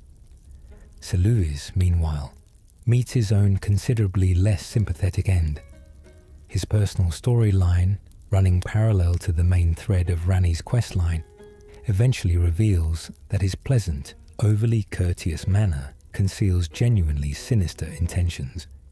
He works across a series of interactions to draw the Tarnished into a scheme involving doll magic, offering rewards in exchange for helping him towards some poorly explained but clearly self-serving goal that ultimately threatens Ranni's own interest directly, whether by attempting to seize control over her through the same kind of artificial vessel she herself now inhabits, or through some related manipulation. The game leaves partially obscured. One community theory, worth noting explicitly as speculation rather than confirmed lore, connects his scheme to the wider ambitions of Miquella introduced in Shadow of the Erd Tree, suggesting Seluvis may have been operating, knowingly or not, as an agent working to deliver Ranni into circumstances Miquella himself could exploit. The specific mechanics of Seluvis' scheme, as far as the questline allows the player to piece them together, involve offers of increasingly valuable Starlight shards in exchange for helping him complete an Amber Starlight, and, eventually, being given the opportunity to hand Ranni a potion of his own creation, one heavily implied to be dangerous, quite possibly designed to render her compliant, controllable, reduced to something closer to the mindless puppets he otherwise trades in as a merchant. Refusing to deliver that potion, or seeking absolution afterward at the Church of Vows, should the Tarnished have already made the mistake of trusting him, preserves Ranni's own storyline intact. Following through with it instead does not simply end Seluvis's own quest early. It can permanently sever Ranni's questline as well, turning Blade hostile and halting her own progress entirely until atonement is sought, regardless of the precise motivation behind it. Delivering the Fingerslayer blade to Ranni earlier in the questline sets Seluvis's own fate in motion, and by the time the player has reason to return to his tower, following these later stages of the story, he is found dead, husked out, like an emptied doll himself, apparently punished directly by Ranni for a betrayal she evidently discovered and refused to tolerate from anyone within her circle, however long that person had served her. By the time this stretch of the questline concludes, every single one of Ranni's original vassals, the friends and servants who stood by her through centuries of patient waiting, has either died or is confirmed to be dying. Blade, fallen by the Tarnished's own hand outside the very tower he once guarded, e.g. grieving and resigned to his own coming end. Seluvis, punished for a betrayal that, whatever its exact motivation, ultimately worked against Ranni's own survival. The cost of Ranni's freedom, it becomes increasingly clear as this final stretch of her plan unfolds, was never going to be paid by her alone. It was always going to be paid, in full, by everyone who ever loved her enough to follow her this far. The Moonlight altar and the Dark Moon ring, with the discarded palace key recovered from the fallen baleful shadow. One final piece of the puzzle remains before Ranni's questline can reach its conclusion. The key unlocks a chest waiting within the Raya Lucaria Grand Library, the same location where Renna herself resides, and where the Tarnished may have already fought her in her own boss encounter, earlier in the game's main progression. Inside this chest waits the Dark Moon Ring, an item whose inscription reveals, at last, the true nature of what Ranni has been building toward across this entire questline. The ring itself is described as depicting a leaden full moon, symbolic of a cold oath, meant traditionally to be given by the lunar princess of Caria to her chosen consort. Because Ranni is an Empyrean, the inscription notes, whoever receives this ring and accepts the role of her consort would, by rights, earn the title of Lord alongside her. A final warning closes out the item's text, addressed to whoever might eventually find it.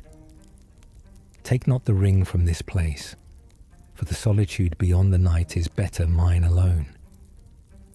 Depending on how the ring's discovery is timed against the rest of the questline's progression, this closing line reads either as a final act of self-protective doubt, Ranni bracing herself against the possibility that no one will ultimately prove worthy of accepting what she is offering, or as a piece of writing from a much earlier, more isolated period of her long exile, before she had any real reason to believe a companion capable of walking this final stretch with her would ever actually arrive.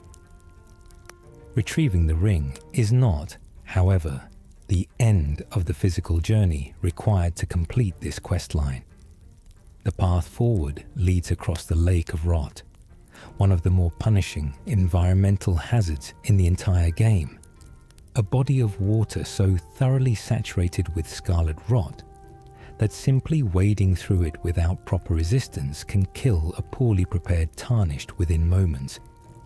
The lake itself is worth pausing on, not simply as an obstacle, but as a piece of environmental storytelling in its own right. Its waters glow faintly, beautiful in the way genuinely toxic things in this world so often are, and the corrosive fog that clings to its surface will strip away a poorly prepared tarnished health with a speed that catches many first-time visitors entirely off guard. It sits, geographically and thematically, as a kind of final barrier between the world most players have spent the game exploring and the far stranger, older layer of the lands between that Ranni's questline has been leading toward all along. Beyond the lake's far shore, descending through a series of increasingly narrow passages, the player eventually confronts Astel, natural-born of the Void, a genuinely alien boss encounter unlike almost anything else the game offers. Its design drawing on cosmic horror imagery that stands in stark visual contrast to the more grounded, medieval fantasy aesthetic dominating most of the rest of the lands between. Astel's very existence in this space raises questions the game leaves largely unanswered. A being seemingly unrelated to the Golden Order, unrelated to the Carian bloodline, unrelated to almost anything the player has encountered up to this point, guarding the threshold to a location connected to a princess seeking to escape the influence of gods entirely. Whether Astel was placed here deliberately, by whatever civilization once occupied these buried cities, or whether it simply drifted into this space over some unknowable span of time, the way deep forgotten places often accumulate things nobody intended to put there, is left for the player to wonder about, rather than resolve. The name itself is worth sitting with for a moment, since From Software's naming conventions across this world are rarely accidental. Manus Celes draws on Latin roots generally read as meaning either a hidden hand or a celestial hand, an ambiguity that seems deliberate rather than accidental, and which becomes a great deal clearer once you understand what the cathedral is actually built to conceal. Beyond Astel's chamber, past a barrier that only lifts once the beast has fallen, the path climbs to the Moonlight altar itself, a wide plateau overlooking Liurnia, guarded by Adula, a dragon in Ranni's own service. Atop that plateau sits the Cathedral of Manus Celes, a structure whose architecture, shared with other buildings across the lands between believed to be the work of the Nox, finally begins to suggest something of the true scale of what Ranni's larger cosmic ambitions actually involve. Scattered throughout the cathedral's interior lie a considerable number of starlight shards. The same raw material Seluvis has been quietly requesting from the Tarnished for his own doll magic across the length of this entire quest line. One more small thread connecting his betrayal back to the very place where Ranni's plan finally comes to a head. Near the rear of the cathedral, a gap in the rubble opens into a narrow cave. Following it down leads to the true final chamber of Ranni's questline, and to what is easily one of the most quietly startling images anywhere in the game. Ranni's doll, seated atop the corpse of her own two fingers, the very vassals of the Greater Will who once named her Empyrean and set her entire fate in motion. She has already killed them by the time the Tarnished arrives. The hidden hand the cathedral's name gestures toward, and the god those fingers once served in secret, has been silenced here, at the literal foundation of the building built to shelter that secret in the first place. Presenting her with the Dark Moon ring and choosing to place it on her finger completes the quest line in full.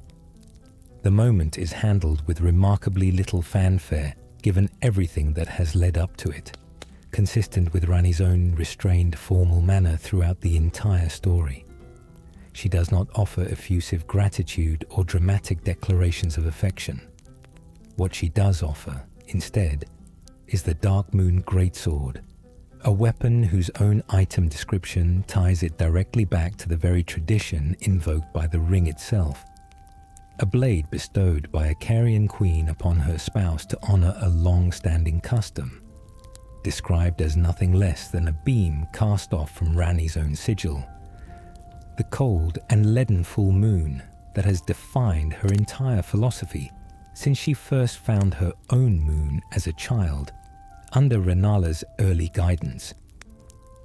It is here, in this quiet underground chamber, that Ranni allows herself one of the only genuinely unguarded moments the entire questline ever grants her. Speaking of the battle just fought against Astel, she offers thanks, noting it proved more of a challenge than she had originally envisioned, before turning to something closer to farewell.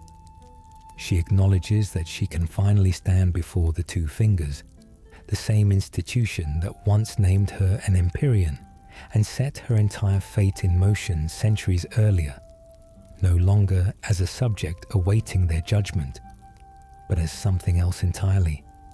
And then, in a line that carries the full emotional weight of everything sacrificed to reach this moment, she asks the Tarnished to tell Bled and Iji that she loves them.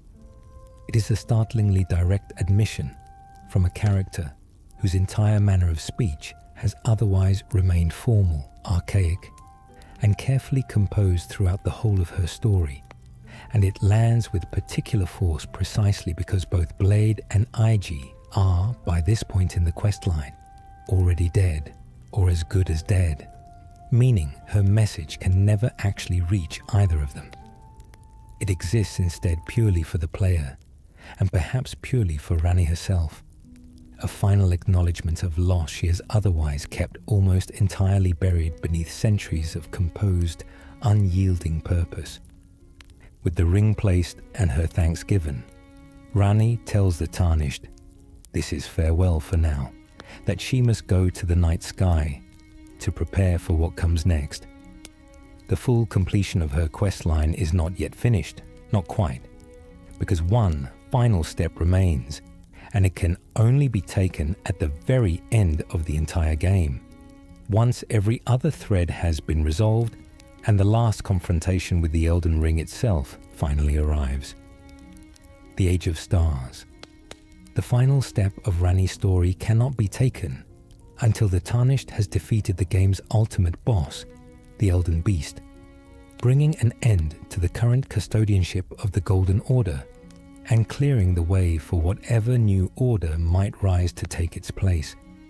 In the aftermath of that final battle, at the same location where the fractured form of Marika herself waits, offering the more conventional endings built around mending the Elden Ring in one fashion or another, a second option appears as well, a blue summoning sign resting on the ground nearby.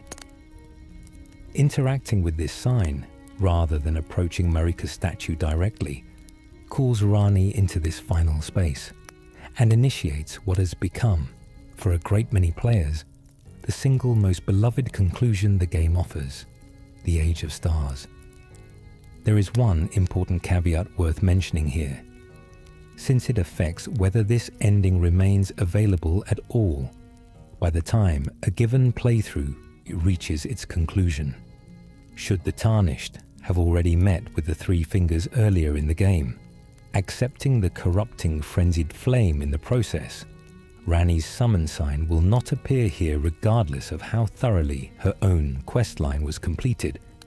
This restriction can be undone should a player wish to reverse course, but only through a specific and fairly involved process requiring the defeat of Malenia and completion of a separate questline to obtain Miquella's needle, then carrying that needle into Dragon Lord Blasidisax's arena at crumbling Farum Azula, and using it there, a solution that permanently forecloses the alternative frenzied flame, ending in exchange for restoring access to every other conclusion the game offers, Ranni's among them. Assuming that particular path was avoided or successfully reversed, choosing Ranni's summon sign brings her into the final confrontation, and the ending sequence that follows shows the Tarnished formally becoming her consort, taking up, in effect, the role the Dark Moon Ring's own inscription described so many hours of gameplay earlier. Ranni ascends to godhood in Marika's place, but she does not do so in order to simply become a new version of the same golden idol the Lands Between has worshipped for so long. The ending's own framing makes clear that her vision represents something categorically different, an order built not around gold and certainty, but around the stars and the moon of what the game's text describes as the chill night.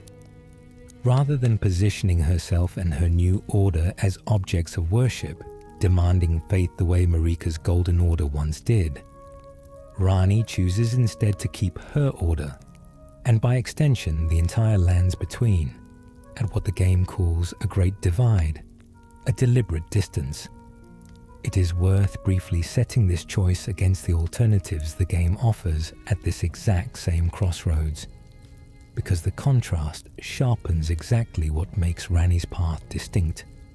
Mending the Elden Ring without any rune at all produces the Age of Fracture, restoring a version of the old order in its original splintered state.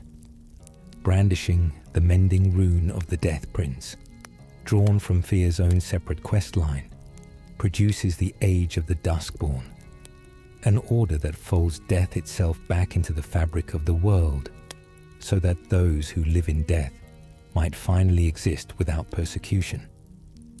Other runes, tied to other quest lines, produce an Age of Order rebuilt around absolute law, or a blessing of despair meant to spare the world further suffering through an entirely different mechanism.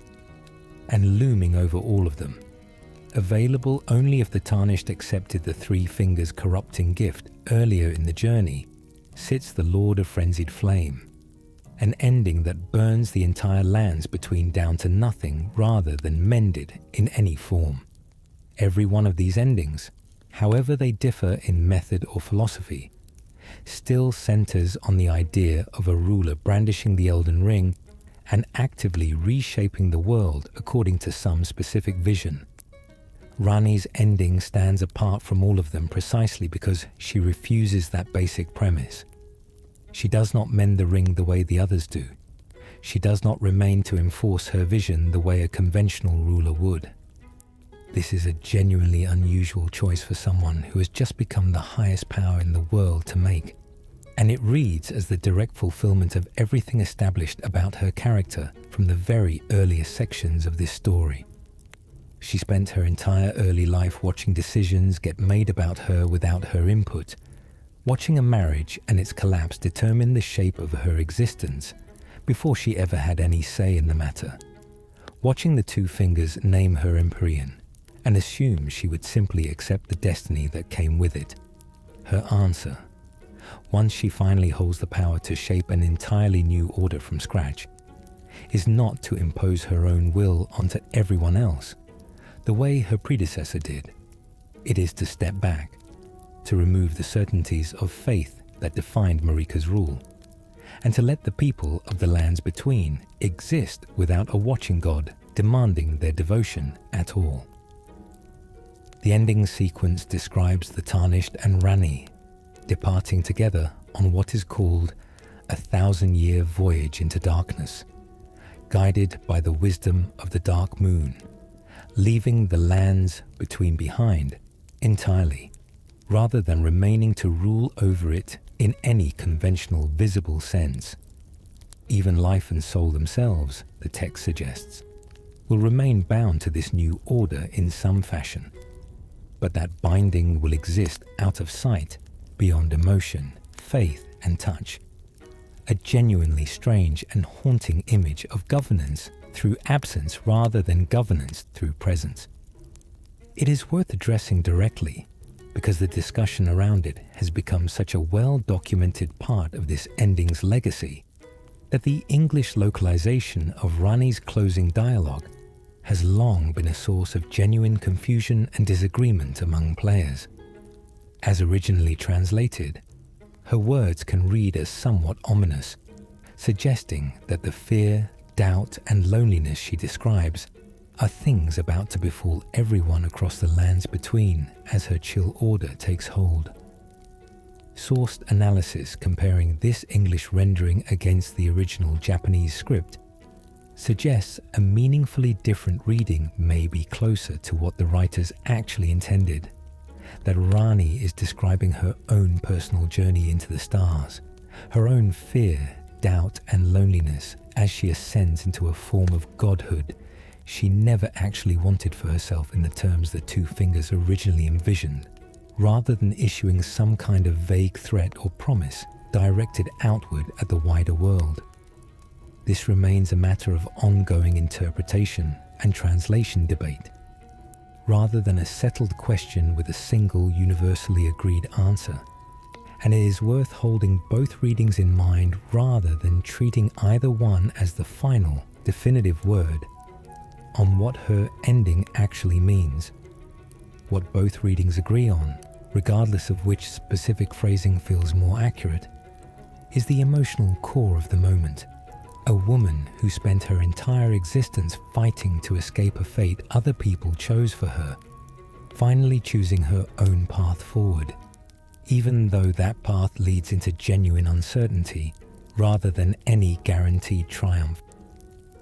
Content introduced in Shadow of the Erdtree offers one more useful point of comparison here, because Ranni is not the only Empyrean in this story to reject the Golden Order in favor of something entirely her own.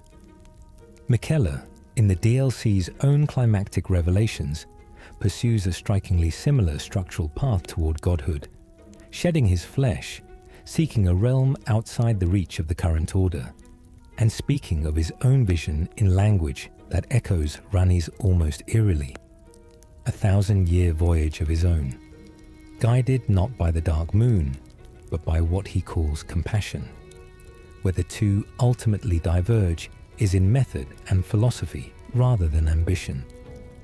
Miquella's path, as far as the DLC allows the player to understand it, appears to have required the careful, controlling manipulation of at least one person closest to him, his chosen consort Radahn, whose soul he claimed after death and returned to a kind of half-life bound into another demigod's corpse in order to fulfill a vow the two of them made long before.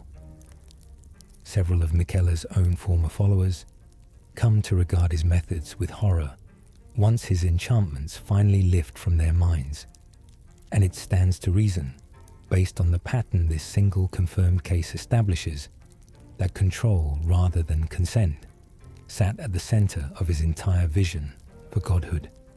Ranni's path, whatever its own significant costs in Bled and Iji and the trust of everyone who loved her, was never built around controlling the will of the people around her. She asks, she waits, she lets the tarnished choose freely whether to place that ring on her finger at all. Two Empyreans, born of the same fractured family, arriving independently at the same basic conclusion that the Golden Order's current shape has to end, and diverging entirely on whether that ending should be built through command or through consent. What does this ending actually mean for the lands between left behind? Unlike her siblings, unlike nearly every other demigod whose story the game tells, Ranni never wanted to become a new object of worship ruling from a golden throne. Her entire arc, from the earliest days of a childhood spent watching her parents' alliance collapse, through the calculated violence of the Night of the Black Knives, through the deliberate destruction of her own body, through centuries of patient waiting behind Career Manor's walls, through the deaths of Bled and Iji and the betrayal of Seluvis, was never actually about acquiring power for its own sake. It was about escaping the specific, suffocating certainty of a destiny assigned to her before she ever had any chance to refuse it. The Age of Stars, whatever its exact metaphysical mechanics actually amount to, represents the logical conclusion of that entire arc. Not a new god replacing an old one on the same terms, but the deliberate withdrawal of divine certainty altogether, replaced by distance, by choice, by the cold, private freedom she first discovered as a child, staring up at a moon that belonged to no one but her. Whether that freedom, purchased at the cost of nearly everyone who ever loved her, and lived out through an eternal exile alongside a consort she addresses even in her most tender moments with careful, formal distance, actually constitutes liberation, or simply a different, more elegant shape of solitude, is a question the game itself never fully resolves.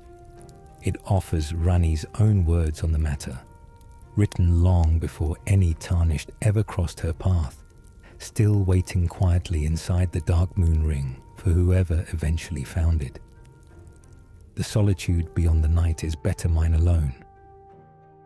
Perhaps that was always going to be the ending, however it finally arrived, for a woman who spent every single moment of her long, strange life insisting on the one thing nobody else in the lands between had ever been willing to grant her from the very beginning, the right to choose it for herself. Every fire eventually burns low, and every long quest line, however many hours it took to walk, eventually reaches its final grace. Ranni's story is, in the end, one of the few in this entire world that ends not with a coronation or a conquest, but with a quiet, deliberate departure, a choice made freely by someone who spent centuries being denied the right to choose anything at all. Whatever you believe her ending truly means, whether liberation or a colder kind of solitude, it was hers to decide, and perhaps that, more than any sword or sigil, is the truest treasure she ever carried out of Nokron.